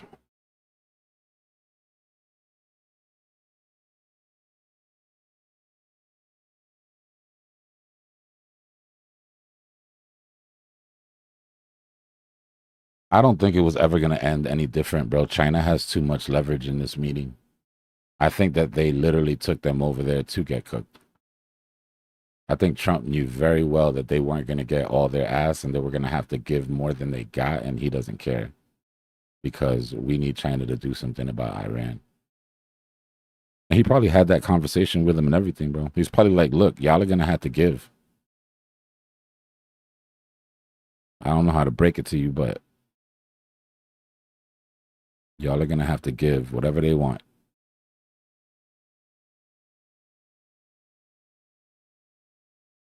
You know?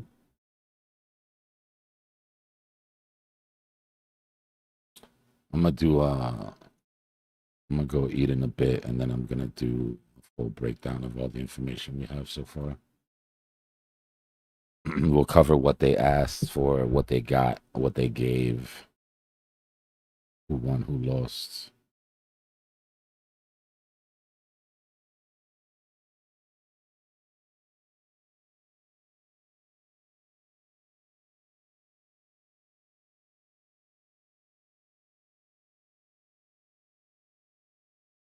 I'll be right back. Give me a second.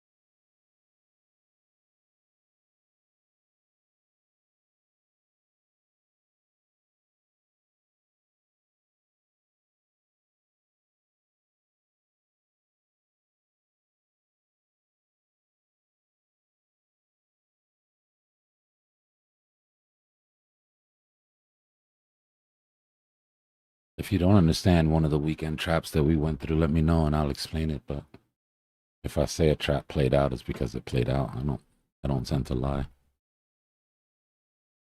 or just say stuff.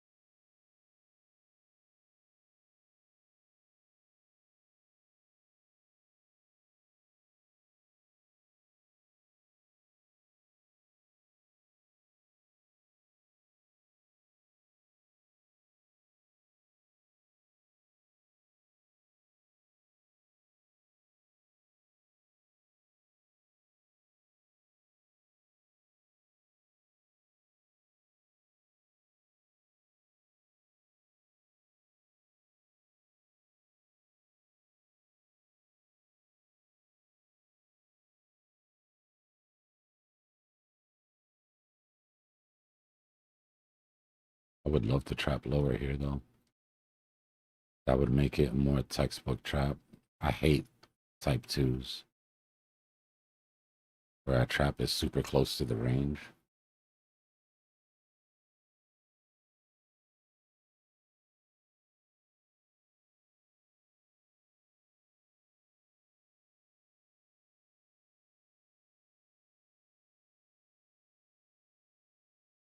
Sweep old CME, come back up to the new close.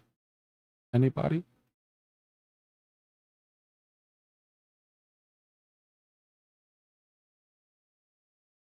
It'd make it much prettier.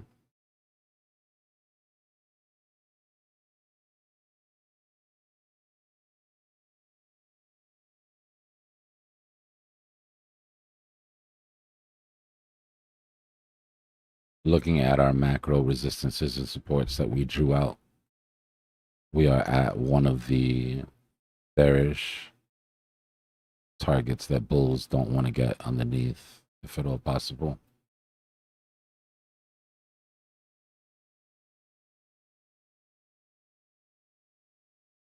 Still haven't invalidated the idea of a bullish channel here, though.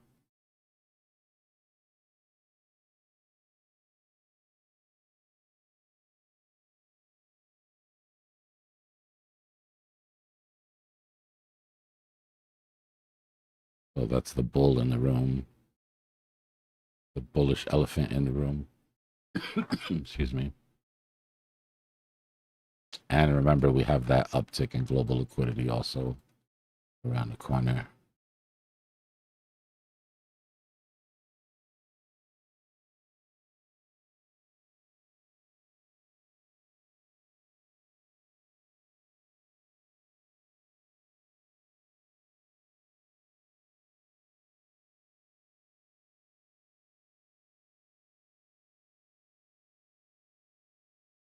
Nah, only expiration date we really follow is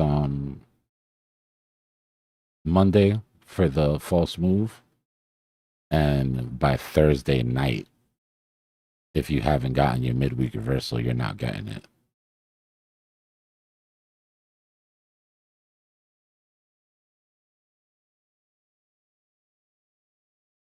Yeah, yeah.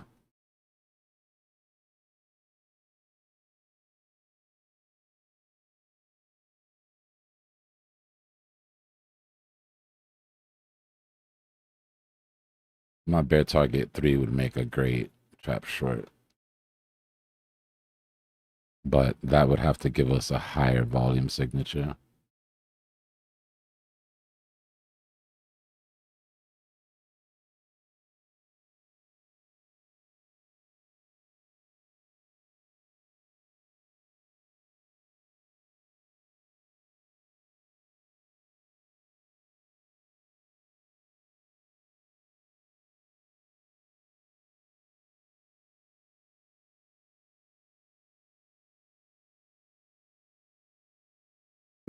Hmm.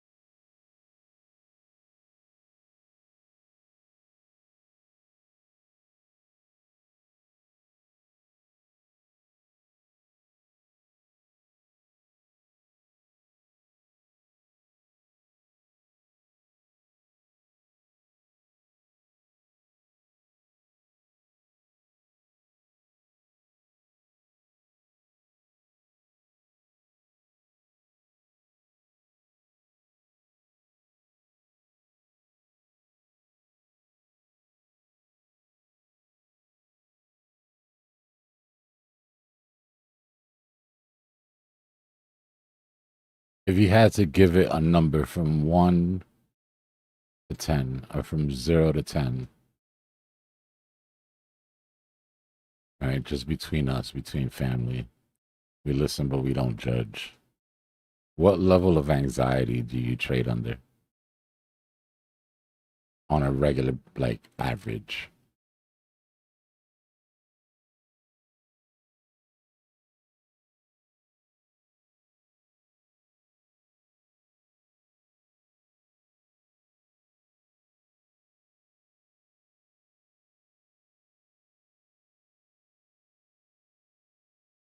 Damn.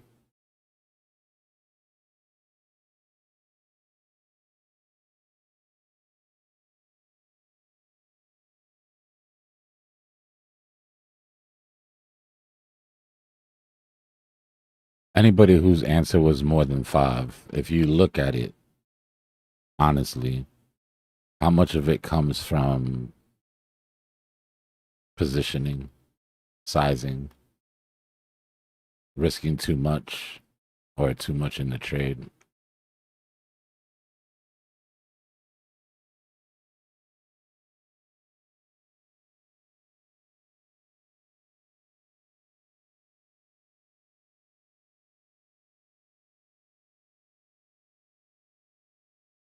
Yeah, I think it's normally two things. It's either you're risking too much, have too much in the trade, bad entry, right? It's usually it's something technical. Um, or you're trying to force it. Trying to trade on no trade days, or trying to turn a 50-50 into something more concrete. Being in the hope part of the trade, this is anxiety building, right? This bear flag was anxiety building. This feels great. You know, no anxiety during the poll, right? It's the consolidation.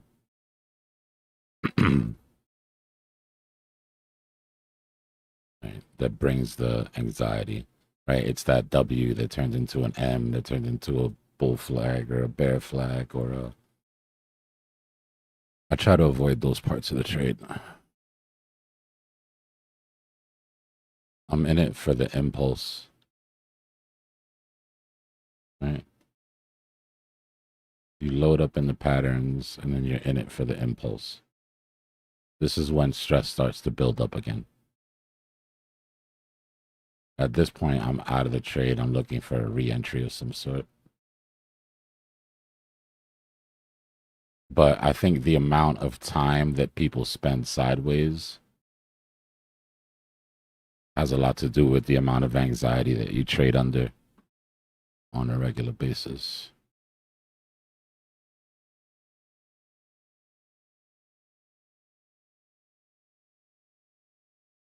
But trying to force it is a big one, man. Trying to force it is a big one. Because then you spend all your time trying to get people to agree with you.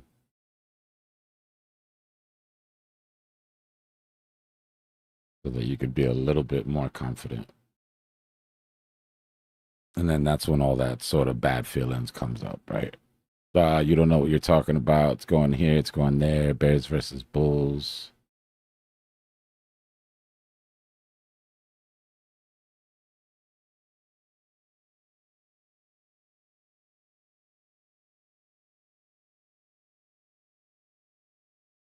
It's a lot of stress.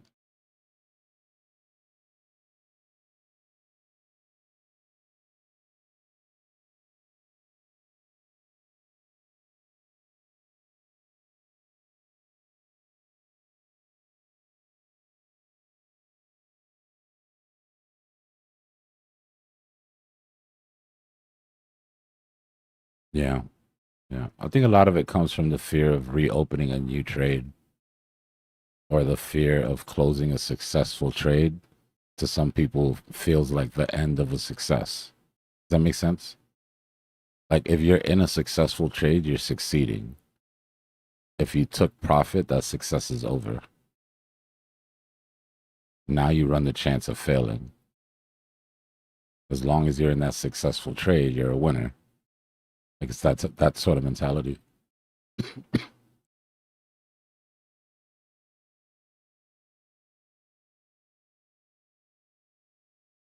For me, the success comes when you close the trade. That's the success. The entire time in the trade, I don't care how high my P&L is, I look at it like I have a strong edge in this trade.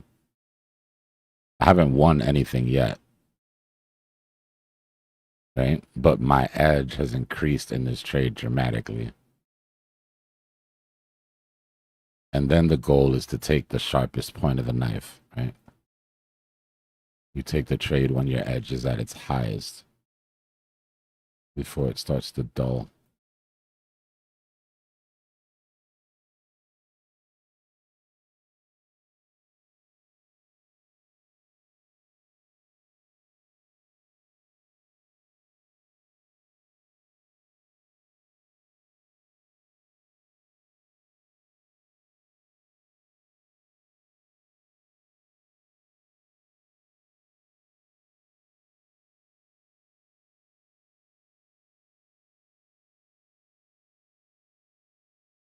Bro, this shit is impossible without a community. If you're new, this shit is impossible without a community. And even if you're not new, this shit is significantly harder.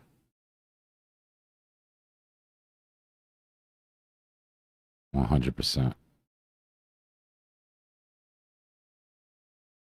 I don't care what community it is, although obviously it makes a difference. But get around a group of traders that you click with and you're all shooting at the same goal and nobody's trying to step on each other's toes, or you know what I mean? And you're going to get way further than alone.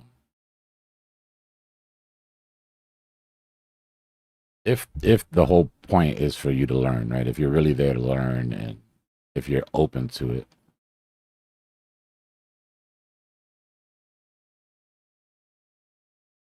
But if you already feel like you know everything and nobody has anything to teach you,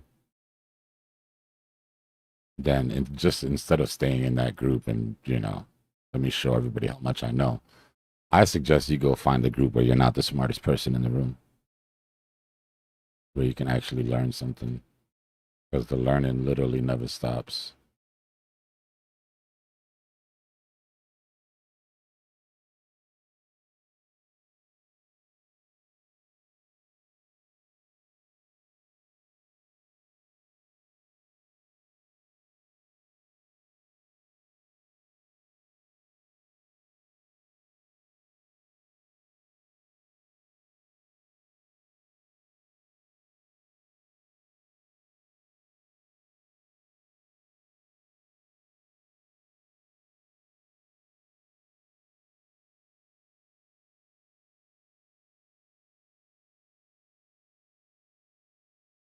Yeah, but stay teachable as long as possible.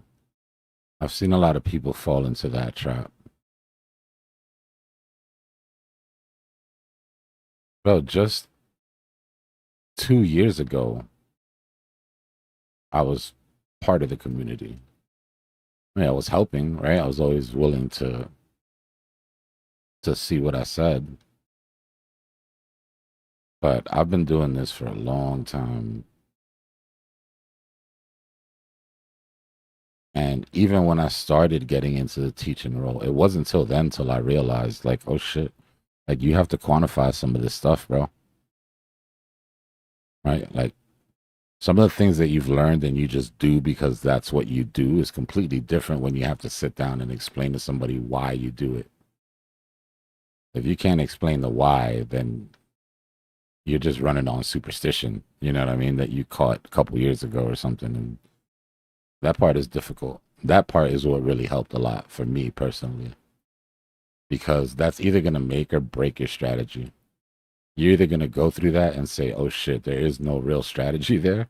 Like this shit has just happened to have been working out, but there's nothing, or you're actually going to be able to quantify it and then see it in front of you and understand mathematically sort of why it works.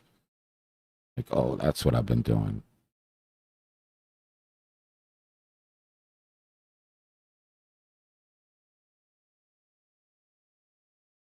It's kind of like sports. You know how some kids in the neighborhood were just naturally just gifted, never went to any type of training, just came out of the womb just ready to just kill shit when it came to sports. Or you could go join the football team and they'll teach you how to stand, teach you where to plant your foot, teach you how to push that power, right? Like you can either learn it or you're born with it, in other words, right? But even people that are born with it, right? Even athletes that are naturally gifted when they get into organized sports and they learn why some of the things that they do work, it makes you more effective. You know, nobody's naturally gifted at trading. Like this isn't some shit that you're born with. You've got to learn this. And you've got to unlearn a bunch of shit to learn it, which is what makes it harder than other things. But once you've been doing it for a while, I don't know. I don't think it's enough to just know what you have to do. You have to understand. Like, if you're going to try to teach people, you've got to understand why things work. And one of the mistakes that I've made a lot of people get into is they come in, they have tons of questions. You answer the questions, it fills those gaps for them, right? And then they're like, all right, well, I know everything I need to know now. And then they just start teaching people, which is cool. But the problem is that they don't stay teachable while they're teaching, which is cool. There's always people that are going to know less than you that you can teach something to, right? But you don't know everything you need to know yet. So if you let yourself get to the point where you're not teachable anymore, your students are just going to pass you, outgrow you, and move on. That makes sense?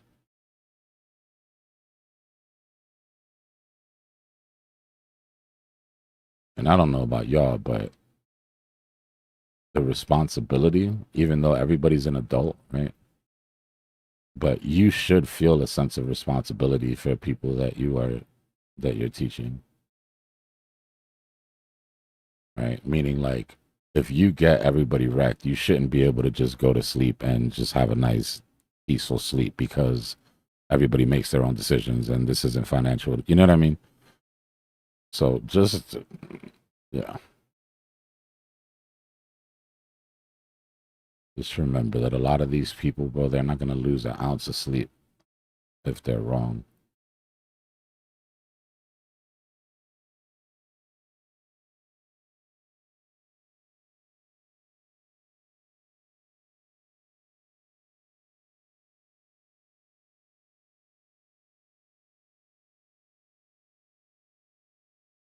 Yeah, it's bad, bro. It's bad. It's even worse on like Instagram. Bro, you see these guys and they're like, join the thing, da da da da da, and you go on the Instagram and you scroll back 2 months and they were, you know, onto another hustle and you scroll back another 2 months and they're talking about the chase money glitch. You're like, oh, okay. Forex is really bad right now, bro. There's like 10 million Forex courses.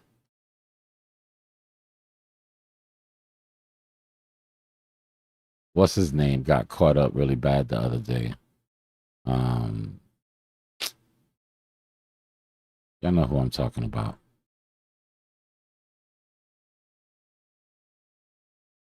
3-letter name.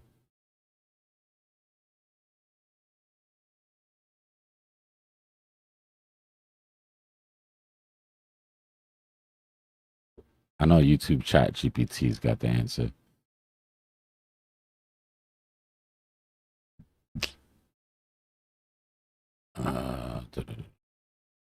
Sells courses, always on everybody's streams. Yeah, he's a streamer. Um, just got exposed the other day.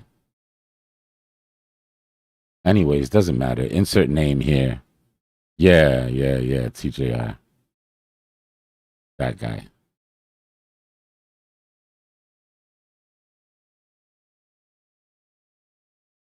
You don't like. There's a lot of money in that shit. You drop a $7,000 course, do some marketing on freaking socials and shit, you know? And the thing is, these courses are just literally copy and paste to everything else.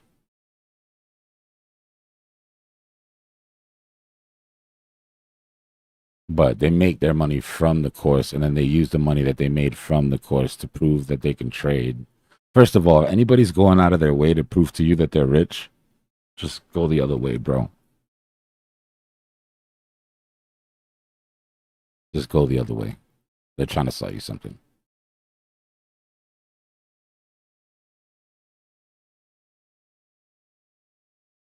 Real money moves quiet.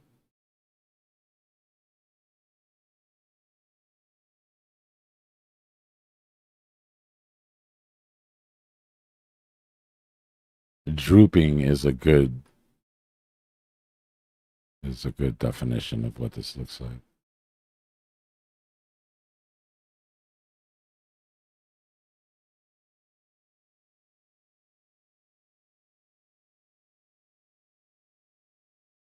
I would want to trap lower.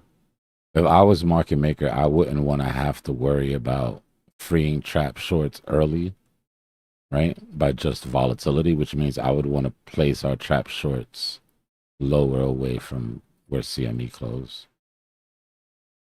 And with the CME gap being right underneath us, I mean, and with my target being right there, market maker. I mean, look, there's two targets for you, market maker. You got your CME gap, and then you could just look out for your boy. Target 3, back to CME, weekend trap.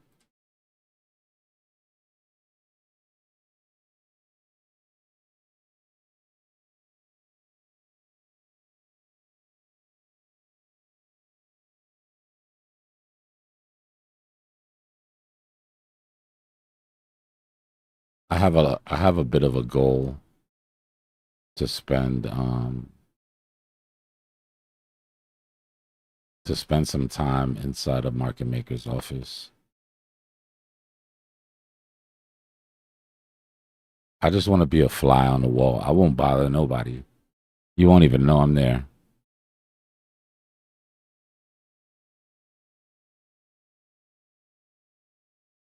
Just give me 24 hours unpaid internship. You know what? I'll do you one better. I'll pay. How much for 24 hours? Freedom of movement. I can't touch anything, but I can just shadow, you know?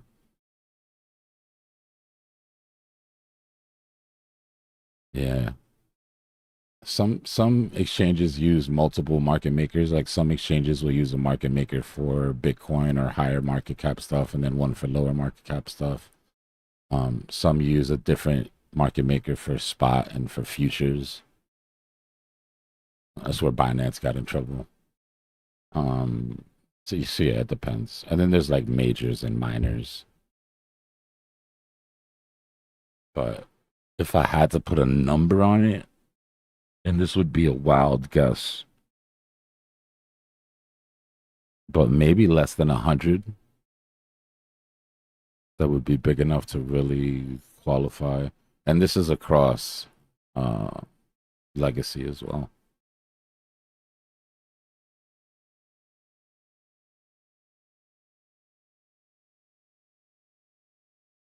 But really just like 10, the big ones, the ones that we covered, the winter mutes.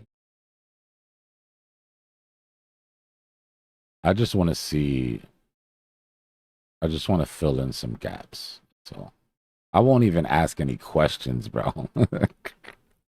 I won't even ask. I won't say a single word. I think just being able to watch would be enough.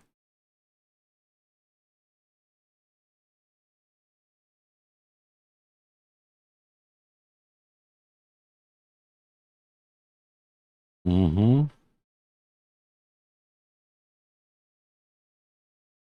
Yeah.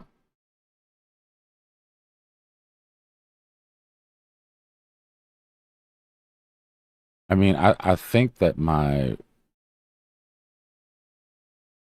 thesis of like just erring on the side of greed when it comes to filling in the blanks tends to work more times than not. Just, it being a for-profit business, you would assume that the cost benefit analysis is probably the main motivator.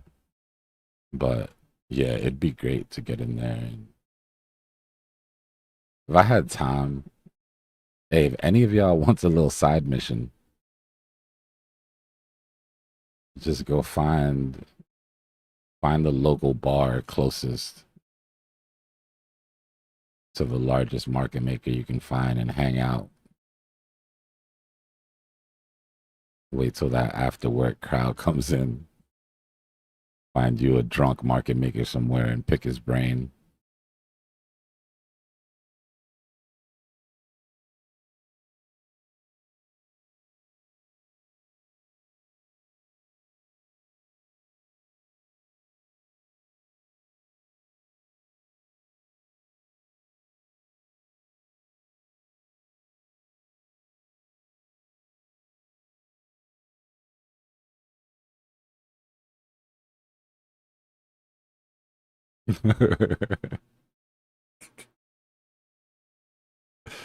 I always bring it back to that interview with Caroline. Um, this is before FTX crashed. They were interviewing her about Alameda, right? And Alameda was FTX's market maker. And the dude interviewing was like me. He was like super excited to get to talk to somebody that actually, So he was like, so, how does this work exactly? It's super complicated, outgoes, and, all of this sort of thing. And she was like, there's not a lot of math that goes on in the building at all. He said it's really just mean reversion and a high appetite for risk. That's when I knew I was like, they're running a wild office over there.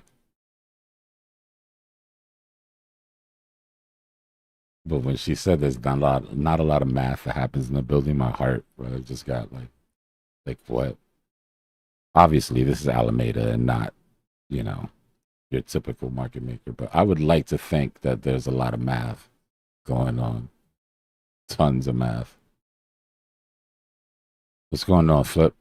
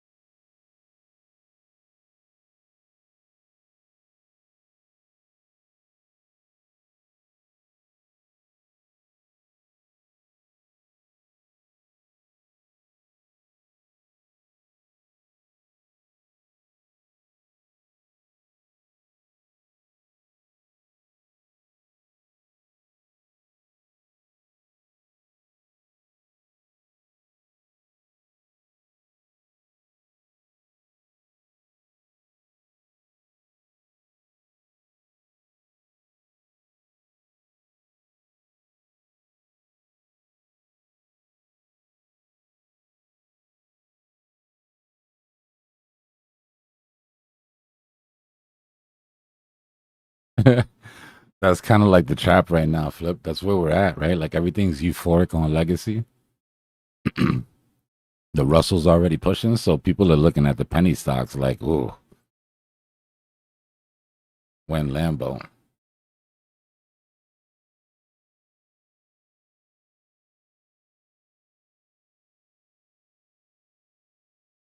That's the part that we missed in our bull market, right? Like that euphoric, irrational, I'm just buying anything that hasn't moved.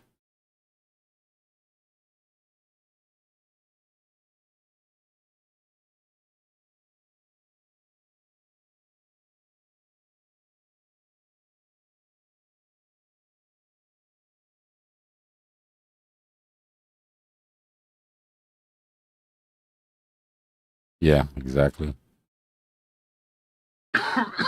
Rotation is just looking for something that still looks like it's at a discount.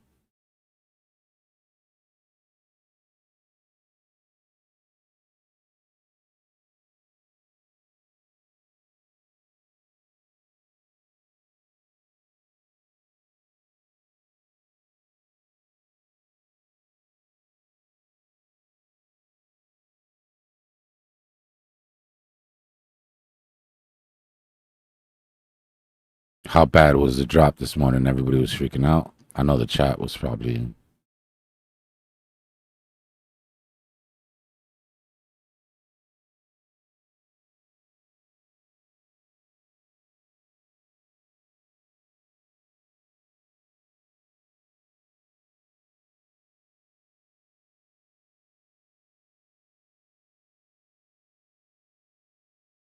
Nah, just the break of 80 is what I wanted to see.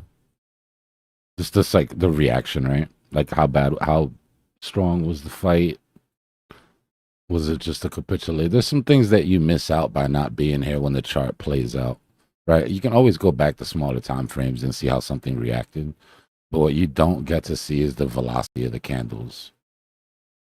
Right? The velocity means a lot. The difference between hope being snapped or it just being temporary.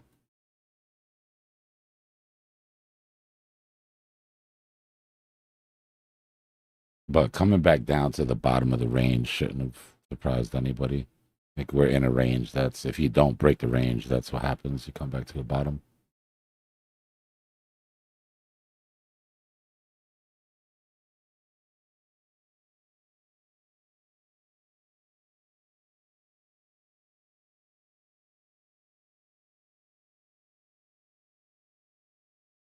Because they're cheap.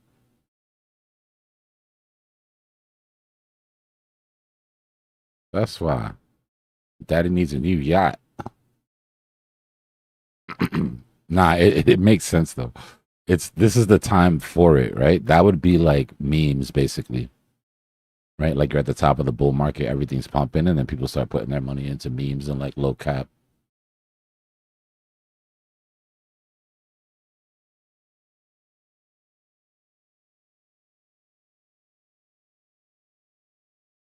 But it is the most dangerous part of the rotation.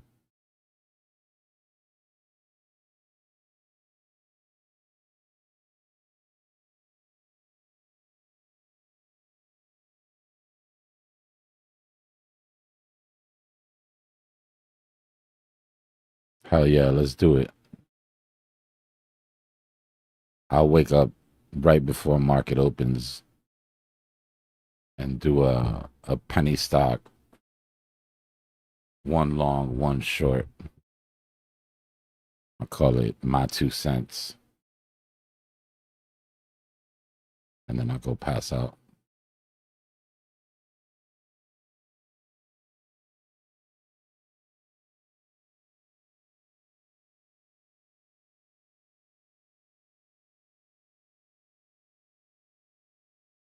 I can neither confirm nor deny.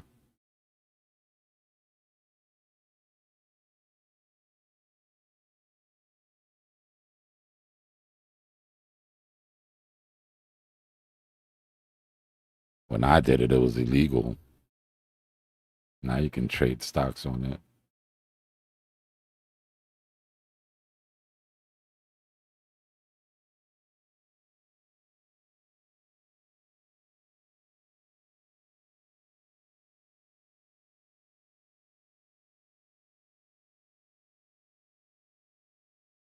Yeah, risk goes up, man. Risk goes up, liquidity goes up. We do it in crypto, right? It's like being heavy in Bitcoin and then shifting into Ethereum, and then when Ethereum runs, shifting into ERC20s, and then you keep going further down that market cap list. Euphoria, bro. Euphoria just makes shit you would never invest in before look good.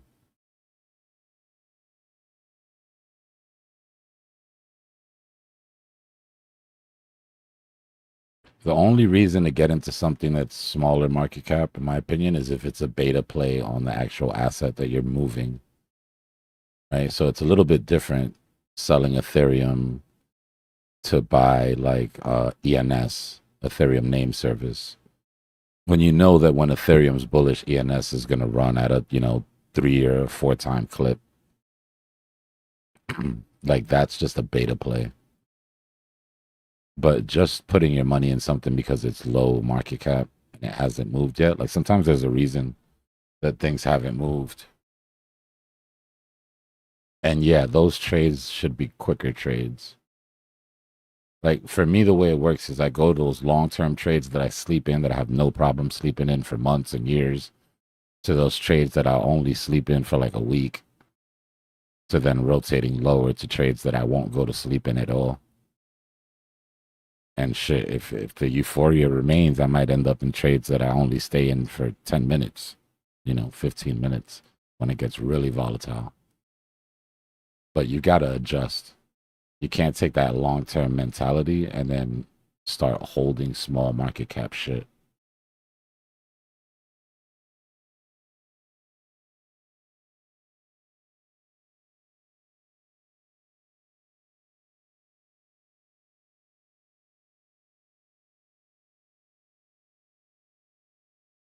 Robotics, bro. Robotics are hot.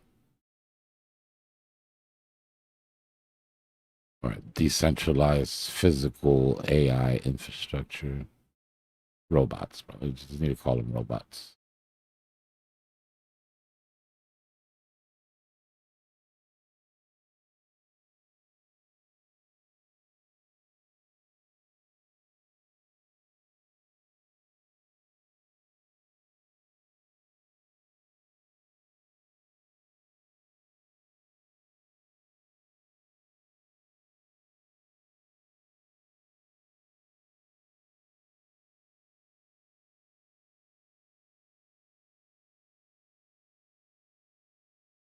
The next big vertical we're gonna get is gonna be robotic clothes.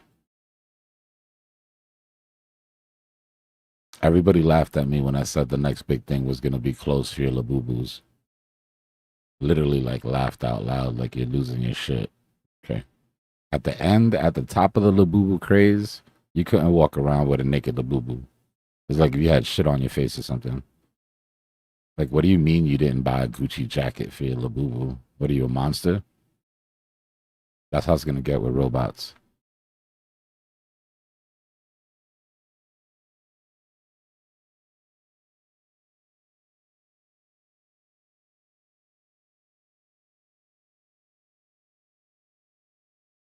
So I'm so heavy in copper. The copper rotation, even though we've been looking at it for a long time, um, copper rotation was a no-brainer. When we were sitting and we were talking about, when I did that report on AI, we were talking about the data centers. Like, for me, the way I do it, everybody has a different style. But the way I do it, I always go back to first principles, right? Just take everything out of the equation and what's going to get the biggest push from all of this, right? Like, what's the necessity? Well, the necessity is energy, right? So then you're like, okay, well, I can invest in data centers. It's cool, but you're still not down to first principles yet, right? You're still looking at secondary, third effects. First principle is how do we get the energy from A to B, right? So that's wires, that's cables. You can invest in cables, but that's still not first principles. First principles is the copper, right? That's the only thing in the cable that can't be substituted with anything else.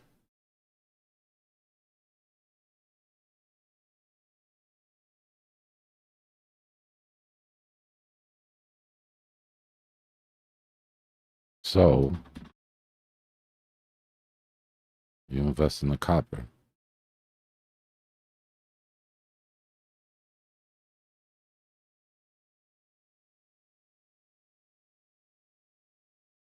I don't know who Cooper is.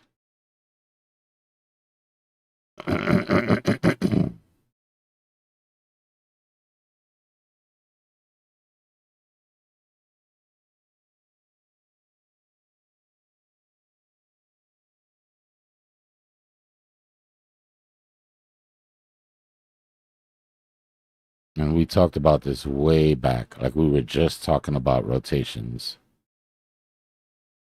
Right? Every industry has it. Bitcoin, gold, right? US dollar, Ethereum. Oh, I already have gold here. Or S&P.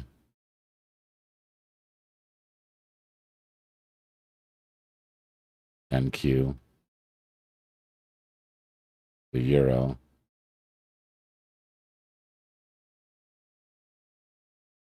mid caps,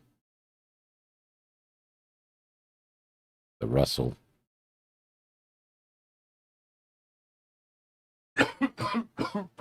Excuse me. All the other currencies, insert. Then you get down to the last run, right? Low caps, penny stocks,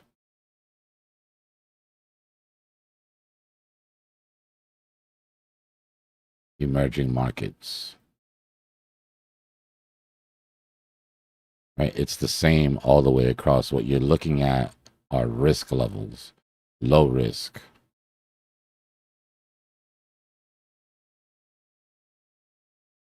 high risk,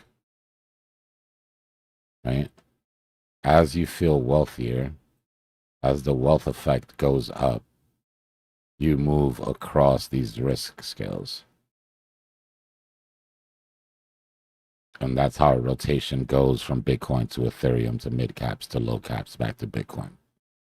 Right? From S&P to NASDAQ to the Russell to penny stocks back to S&P.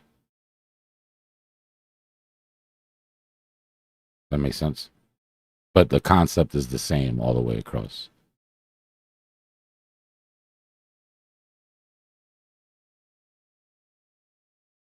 Now, when it gets good is when you happen to be on a rotation for lower caps and you get AI and energy demand and all of that shit laid on your lap at the same time. Right. So now it's not just moving because of speculation, but there's actually, right, a reason for it.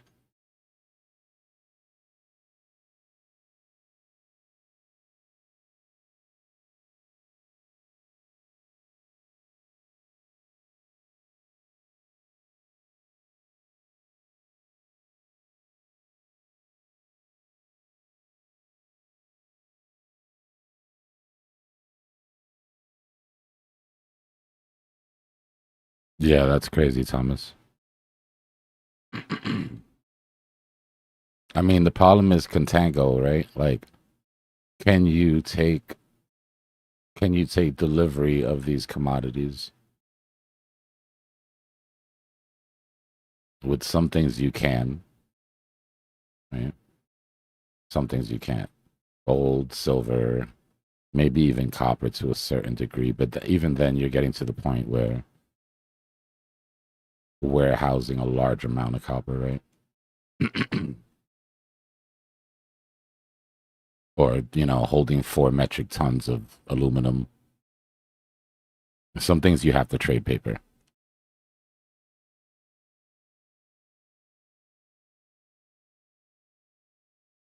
Yeah, nickel and copper. nickel and copper always go up when silver is over 100, because then industry has to move to nickel silver.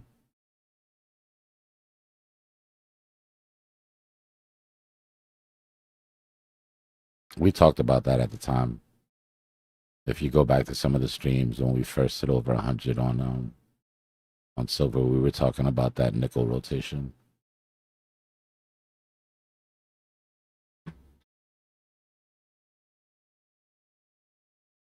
Again, it's just going to first principles.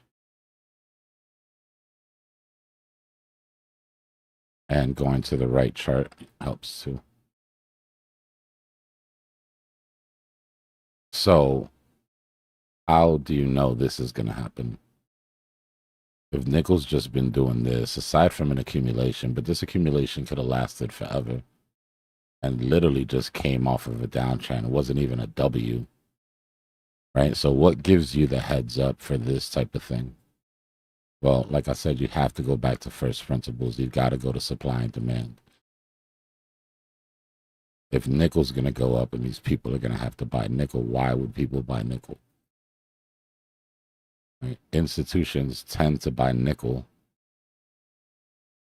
when silver gets above a certain price. When it starts to look like it's getting too expensive, right? It's typically between like $70 and $80. You'll see the demand for nickel start to go. Like, let's see, where was it? Nickel went up here. Nickel went up right here. That means that silver had just broken. Yeah, it was just getting into the $70 range. Right? And as silver went 80, 90, 100, nickel went from 14,000 to 18,000 a ton.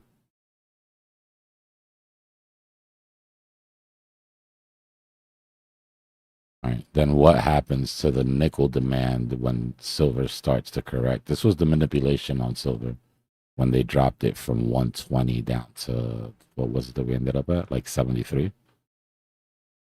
Right. Well, if silver is now cheap enough, then price comes down. Well, then why is nickel outperforming silver right now, even though silver's cheap? Because this price for silver is bullshit. Silver is not at $75 an ounce,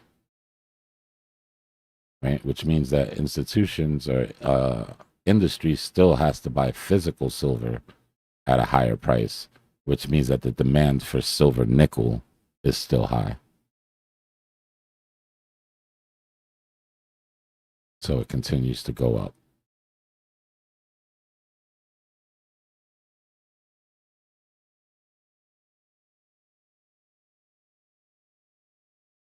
And I don't think that silver is done pumping, right? Like I said, I think silver and gold make another run personally, which means that I don't have a reason to get out of my nickel position yet.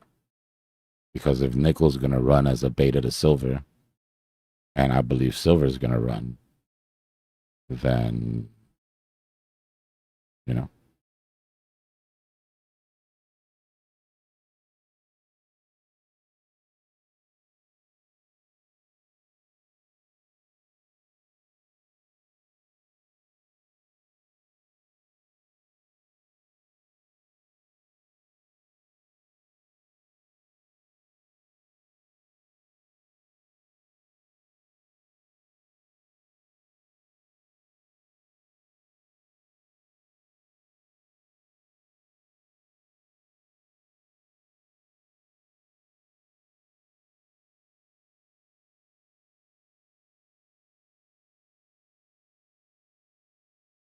So, rotations. We talked about the inner cycle rotations, right? Mid cap to low cap, all that good stuff. But then we have our, put this on the daily. Then we have our sector rotations, right? So what we were talking about remains true as long as the money remains in that sector, right? So let's put this all at a point we can agree at. Where's that? There.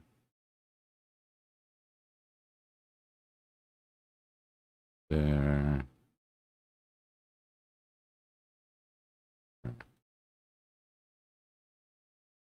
All right. So as long as the money's in the sector, right, then it'll do ES, NASDAQ. It'll do that rotation. As it starts to come out, those beta plays are going to get hit harder. Right? These are the rotations here for the most part. I guess we could have bonds here, but they're just so bad. But these are the rotations for the most part. I have oil here just because I want to keep an eye on it. But oil and gold are in the same sort of commodity rotation. Excuse me. So the reason it's important to pay attention when things start to come out, actually what we should have here is home builders.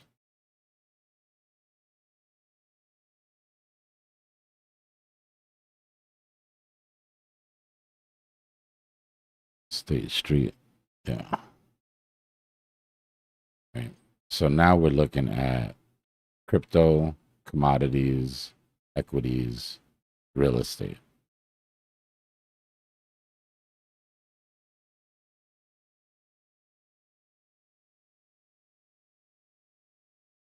Right. Or for those that were here for the beginning of the course, the 30-year gear, the 18.6-year gear, and then the 4-year gears. We could add the US dollar and then you'd have all of them. Right? So on the macro, what you're doing is you're watching the degree of the turn of the gear.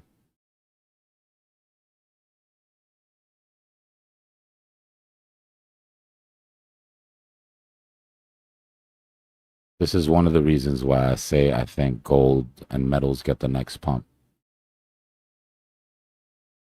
Everybody understands the way that real estate works. You're not going to get investment into real estate because nobody expects that to cycle yet.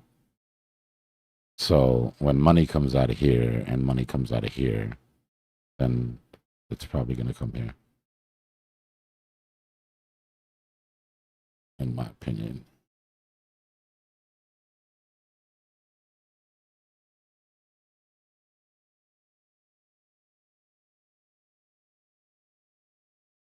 There's obviously higher definition ways to watch the rotation, but just to get the concept across.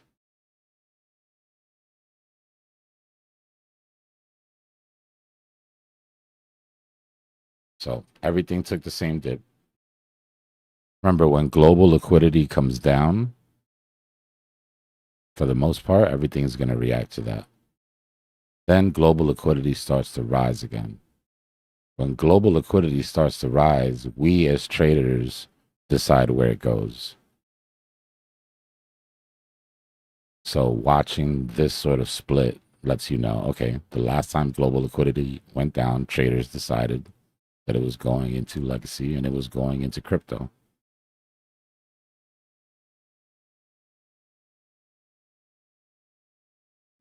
These are our other rotations, and then we watch what happens the next time. And that's how we decide what industry we sit in at what time. I know this channel is called Crypto Cypher, and I'm probably a bigger crypto head as far as drinking the Kool-Aid than anybody else, but that means I want to buy as much of it as I can, which means I need to be invested in whatever is moving at a certain time so I can make as much fiat as I can so that I can buy as much crypto as I can. Right? It doesn't mean I ignore every other cycle or every other industry.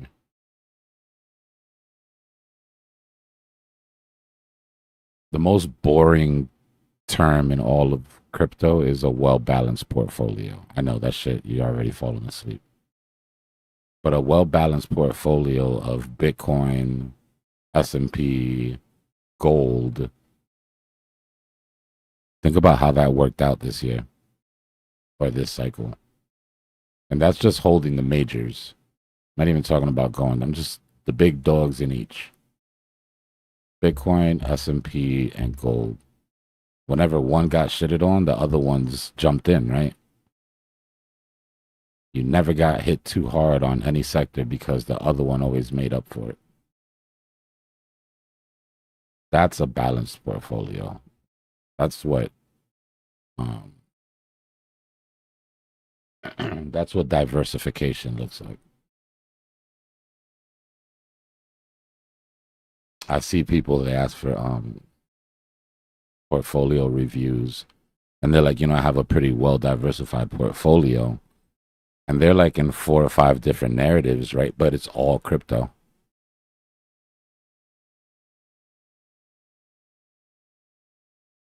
Somebody snoring.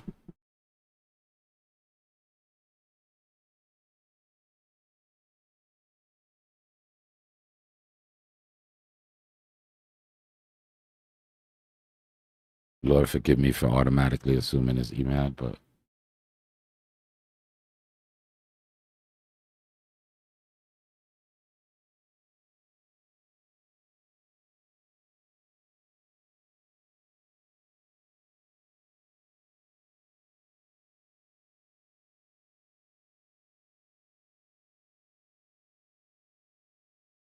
nah, I was looking H. It was just happening too quick, so you couldn't see. I think we're good now. I think we took care of it.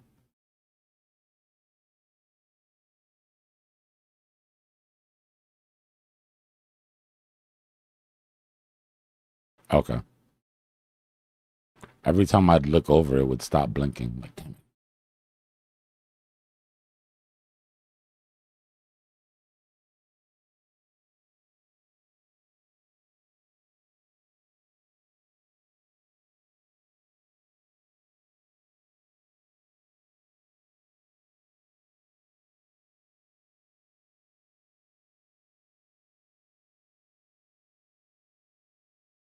My mom's funny as hell, man. She's happy with her TV.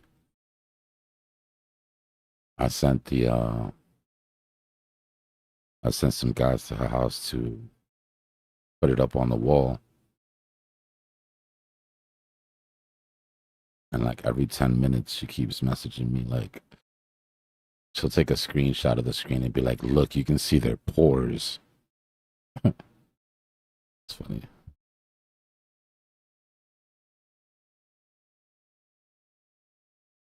I try, monkey.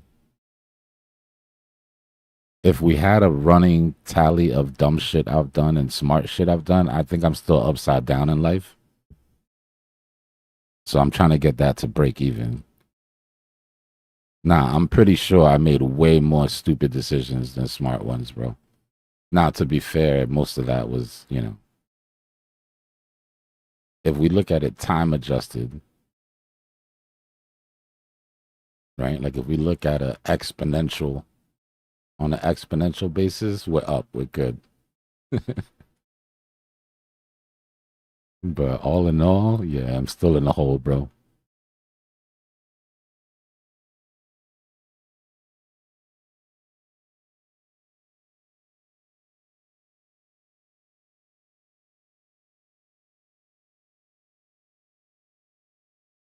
Not supposed to laugh at that H.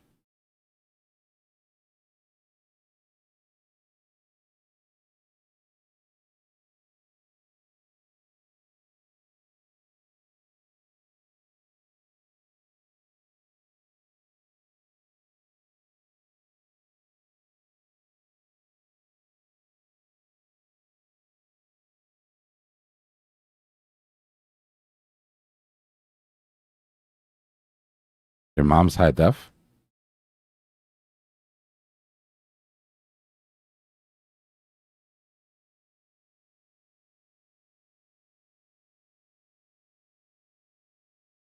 I can't keep up anymore, y'all. I don't know what the hell is going on.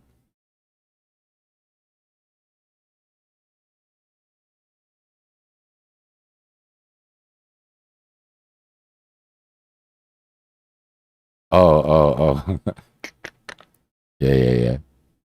Moms are crazy, man. You gotta love them, but I think everybody's mom got that one thing that makes them, let's call it special.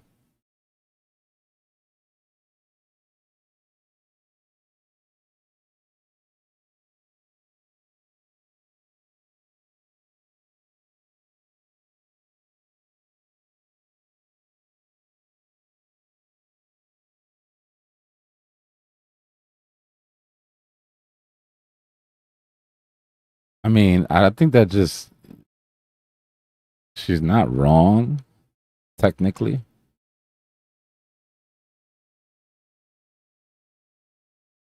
I think you just assume there's no reason to spy on her, so then it's like dramatic, but you don't know her life.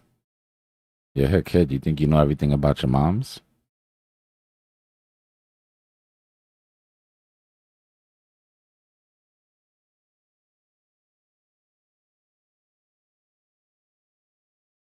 She could have all types of corporate secrets you don't know about.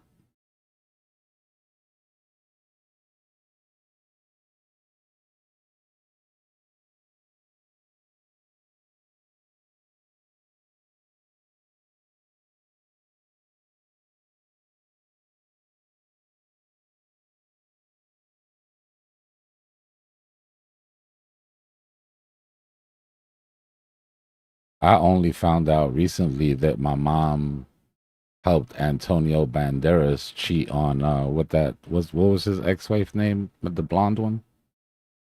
Yeah, she went on a date with him. She went on a date with him while he was married.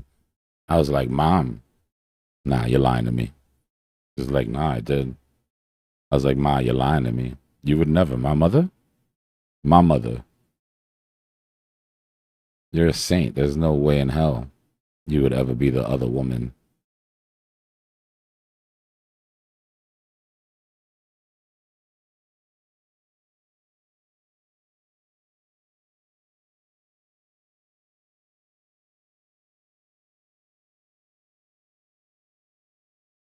And she showed me the picture. She also said that she didn't make it through dinner because he kept looking at his own reflection in a spoon, which I thought was hilarious. Yeah, not for real. I talked to my aunt too. She backed it up. I thought it was cap. And then I got mad at her. How dare you be a woman? You're my mother, you know? Not supposed to do all this shit that these other girls are out here doing. The hell? Some respect for yourself. Not to be fair, she said she didn't know that he had a wife. She found out after the date when she told my aunt where she was.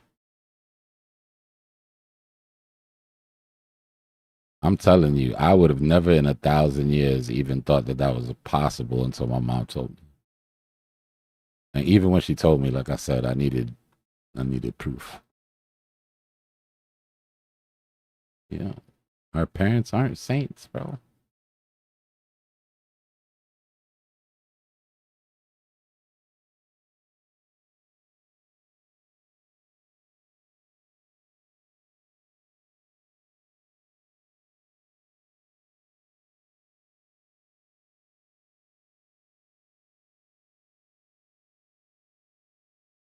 If I was market maker right now, and I would want to do this quick, because as market maker, I would like people getting into the idea that we're in a weekend trap, we're not going anywhere, right? Because it cuts down the amount of volume. So you don't want to destroy that. You don't want to sit here for too long, get people comfortable, and then take out the shorts. And you just kind of like ruin all of that. So personally, I would like to reject off of this 50, maybe one or two more taps or whatever, and then I want to take these out. I want to put the little feather in my hat by taking out this CME. Maybe I'll get invited to the boss's dinner next month, and then go back into the trap for the weekend. Something like that.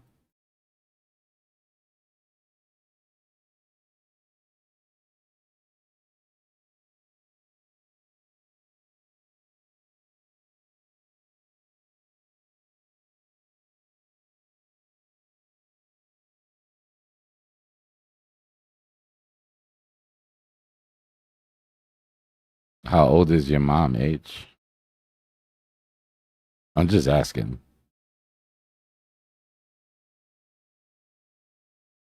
It's just a question. The timing of that sounded crazy. I just read what you said. Okay.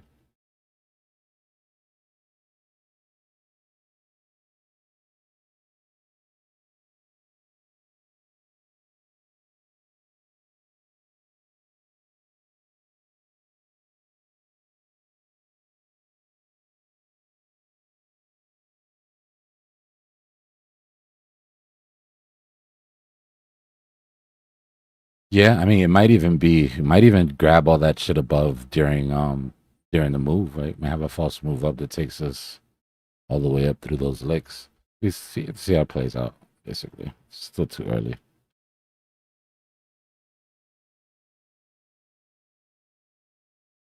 Oh yeah, God bless her. That's good. Good genes.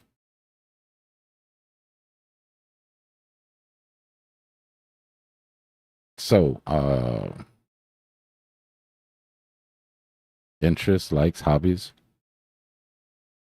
Since we're talking about it.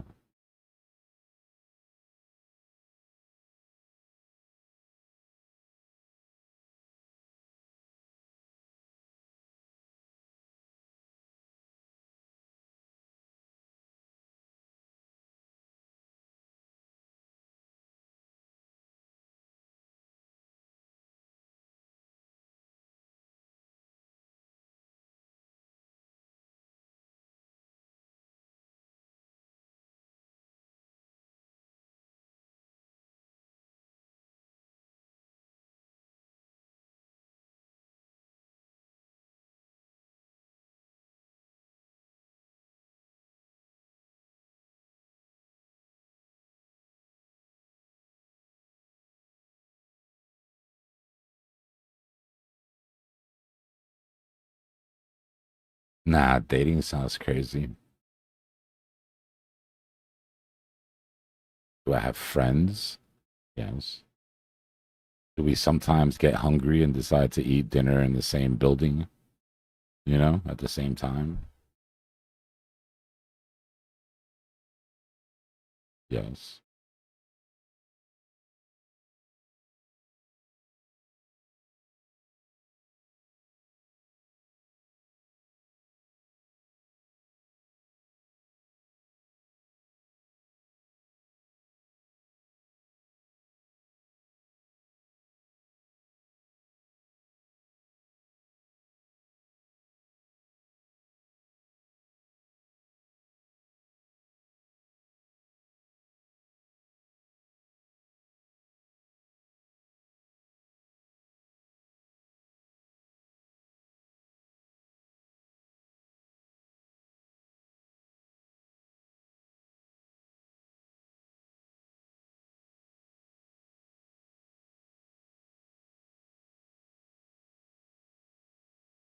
Hey, you guys back up. Be respectful.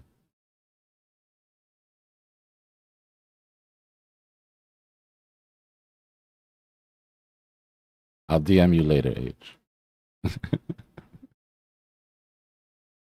Let me stop.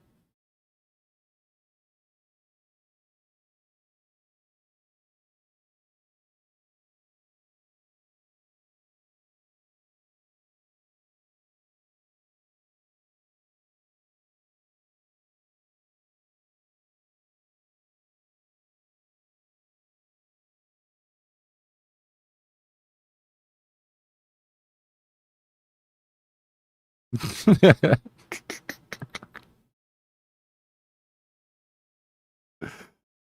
night, H.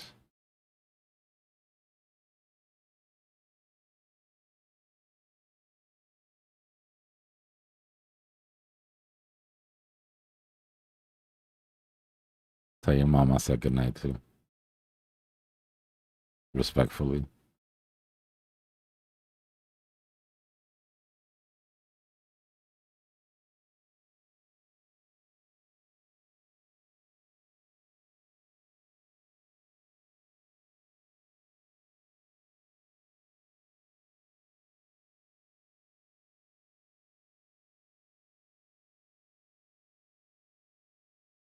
Exactly. I got them. Don't worry about it.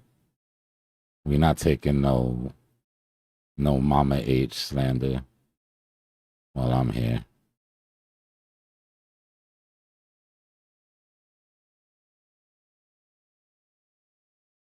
Good night.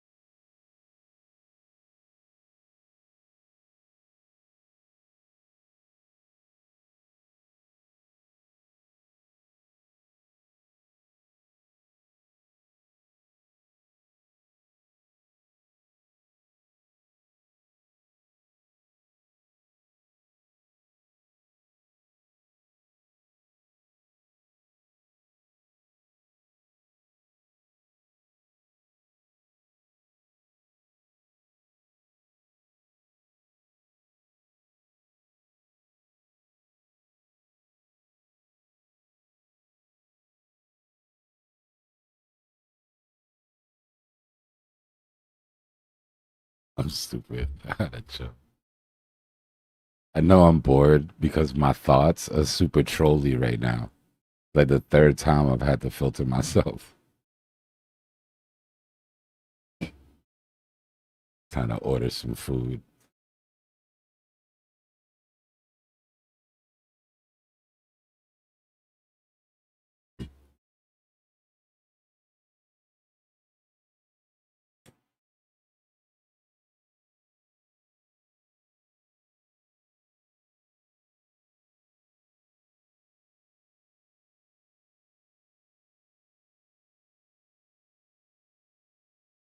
All right, let's clear some of this up because there's no reason for so that's that. Good. That's okay. That we need. That's there for a reason. This we can get rid of.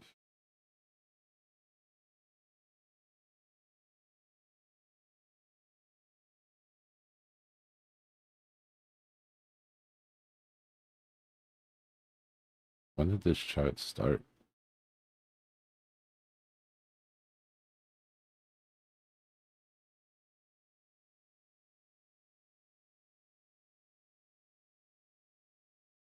Dips and how long they took to recover. Must have been deep diving some shit here.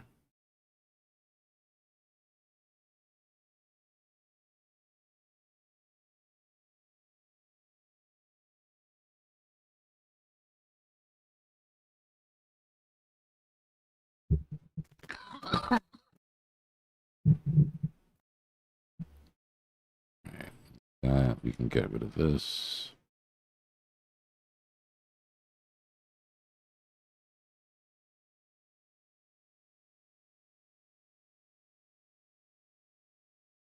Good night, Monkey.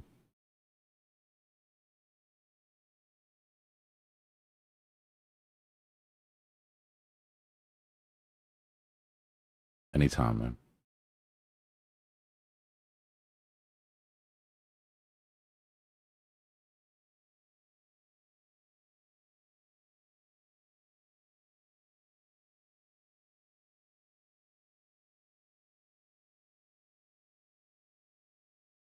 Let's chart something.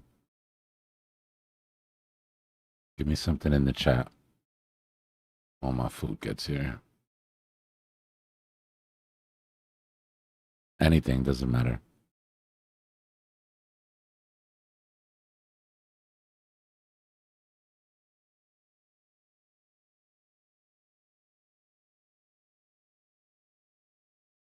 Excuse me.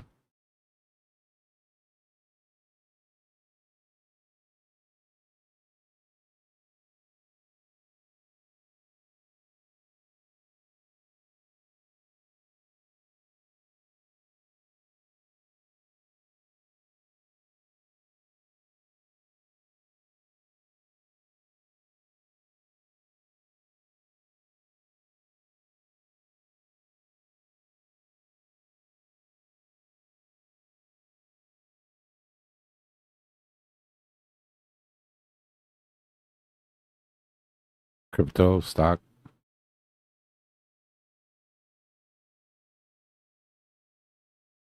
Santos Limited, or it's a crypto.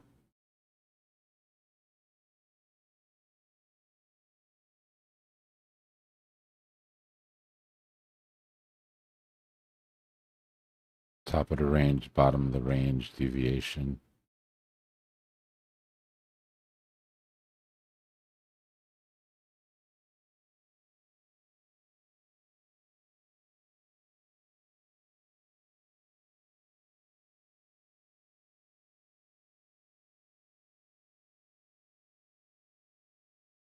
Nothing really there to stop it from coming back to the bottom of that range.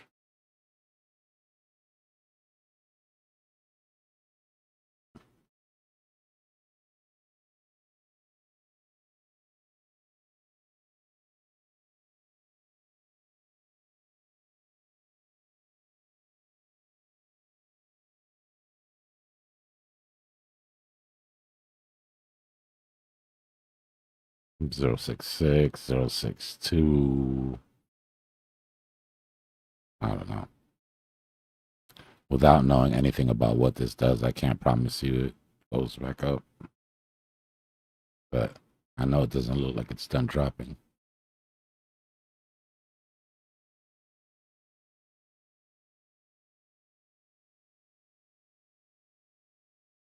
Ugh.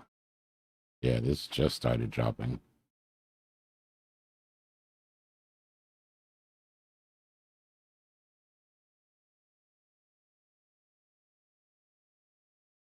About support.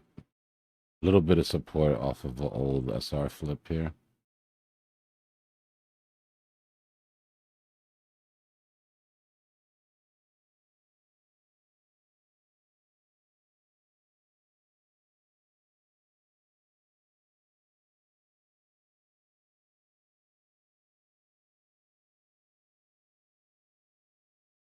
Full vector recovery.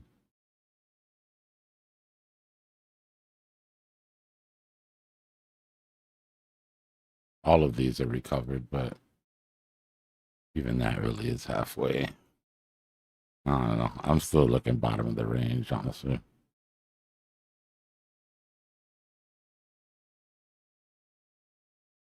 Shit looks horrible. I thought taking it off a log would make it look better.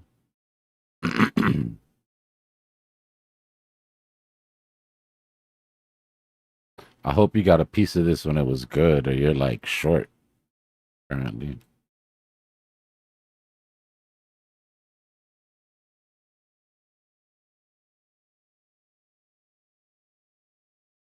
Yeah, well, it didn't really give anybody much time either. Jesus.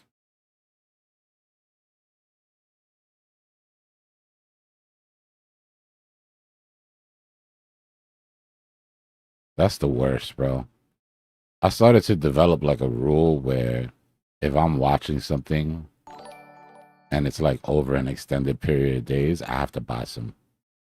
Like, even if it's a little bit, even if it's insignificant, because the number of times that I have something on the research list, right? I'll chart it out and everything, right? But I won't buy any.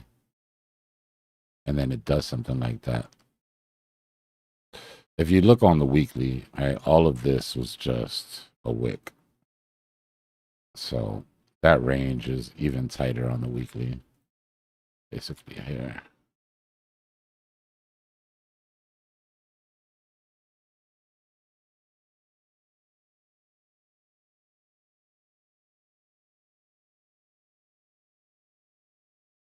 Crazy little stuff.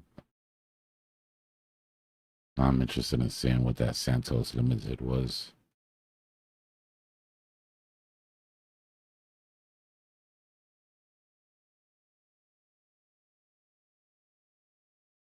Huh.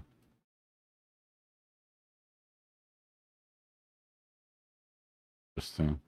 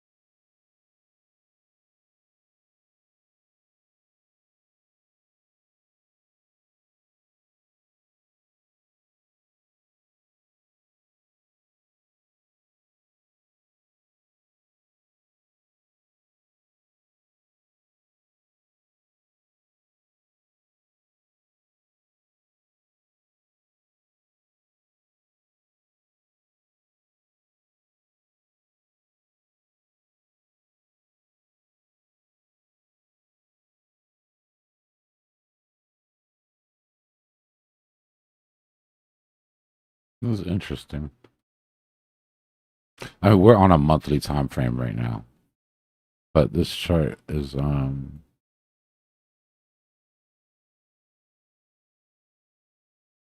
you know how I hate rule of thumbs, right? Um, but this is one that I sort of stick by,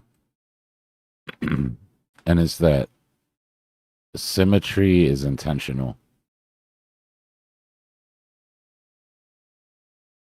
right? Um, Human emotions, like if you look at the stock market, if you look at the emotions of the market chart, right, that they always show, psychology of the market. Hold on, pull it up.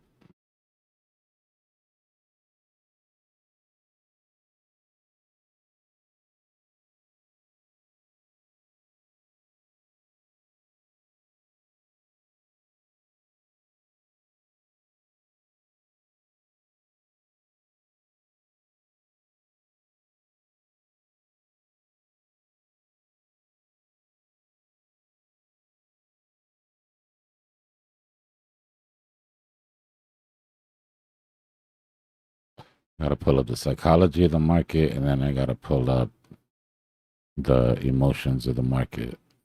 Give me a second.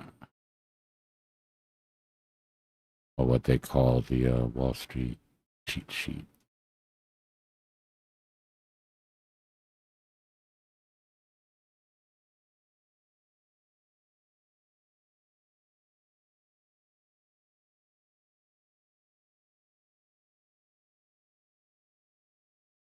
And then, hold on, I need the emotions of the market chart.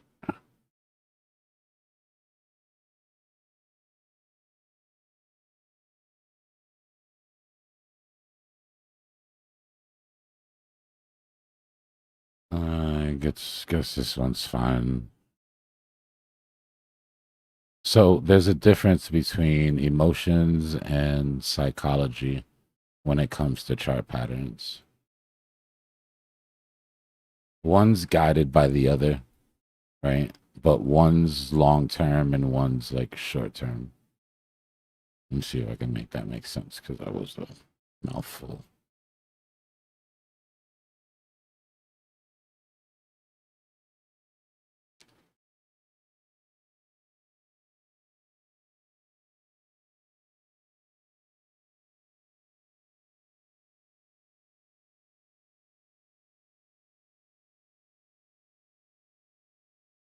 Right. So the Wall Street cheat sheet.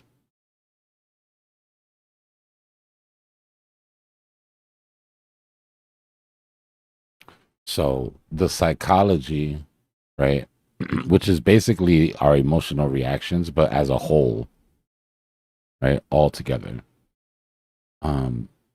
It's very impulsive, right? Doesn't stay the same speed. Doesn't. This is very important. This is for people that don't know. This overlay is the Great Depression, or the big Wall Street crash during the Great Depression. That's where this sort of overlay comes from. Right? But the emotions that you feel at each, right? This is how they show themselves on the chart through volatility, right? Because this isn't just emotions. This is emotions and the consequences of those emotions, meaning too much fear, shorts, liquidations, right?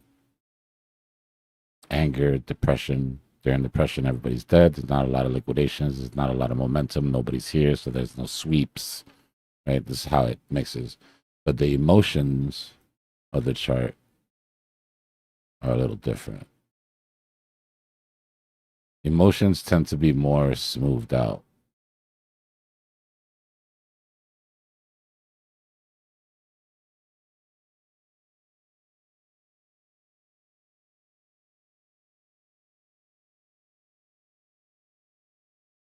And they show themselves on more of a S curve. Well, not even S curve, but you get what I mean.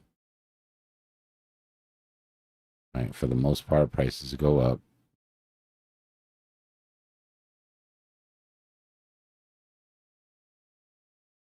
And then they come down. But you see this within small time frames. You can find this within the 1 second chart, 12-second chart. Right? Just raw emotions. Well, that's what I see when I look at this. Right? The symmetry of that. I don't know what this coin does, but I know that since 2006, it's basically been brought through this whole cycle. Right? Optimism, excitement. I could just overlay it.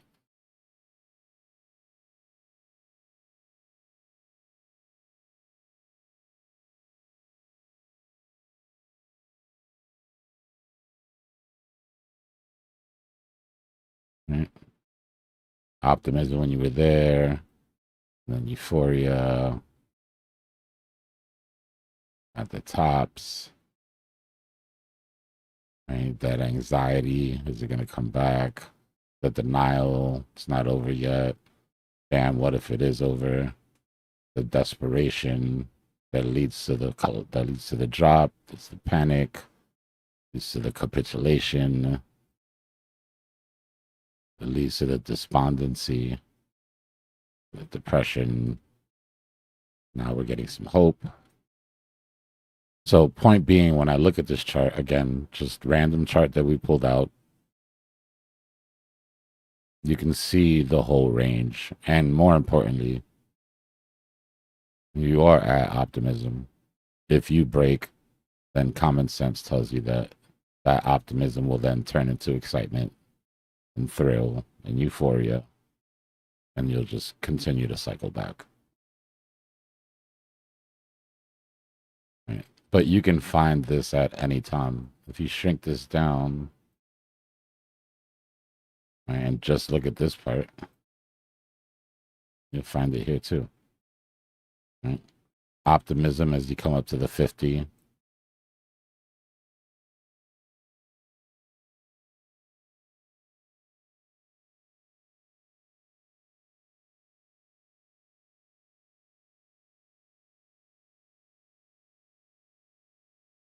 Right? Excitement as the 50 breaks, thrill as it holds, euphoria at the peak, anxiety, denial, fear, depression, all in 2 candles.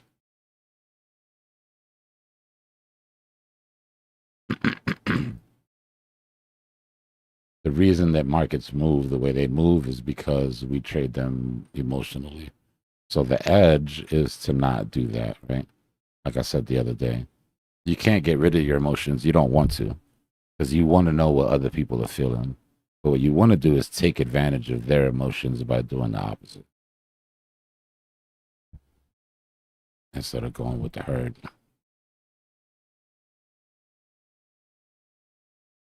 Yeah, that's what I was saying. That's the one that I said that is it a stock or is it a coin? But I went to that chart anyways just for random to see what the chart was telling me. And then I ended up picking up that stuff because of the pattern I saw on the chart. That was just a rabbit hole leading to another rabbit hole.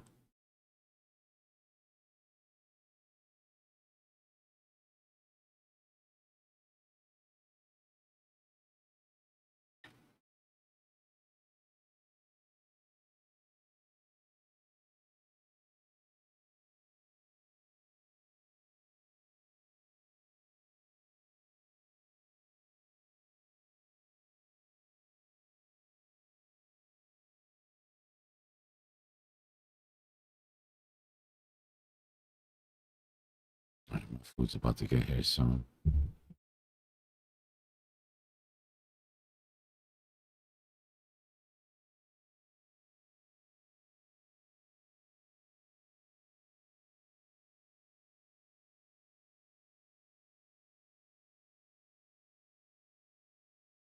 What's everybody having for dinner?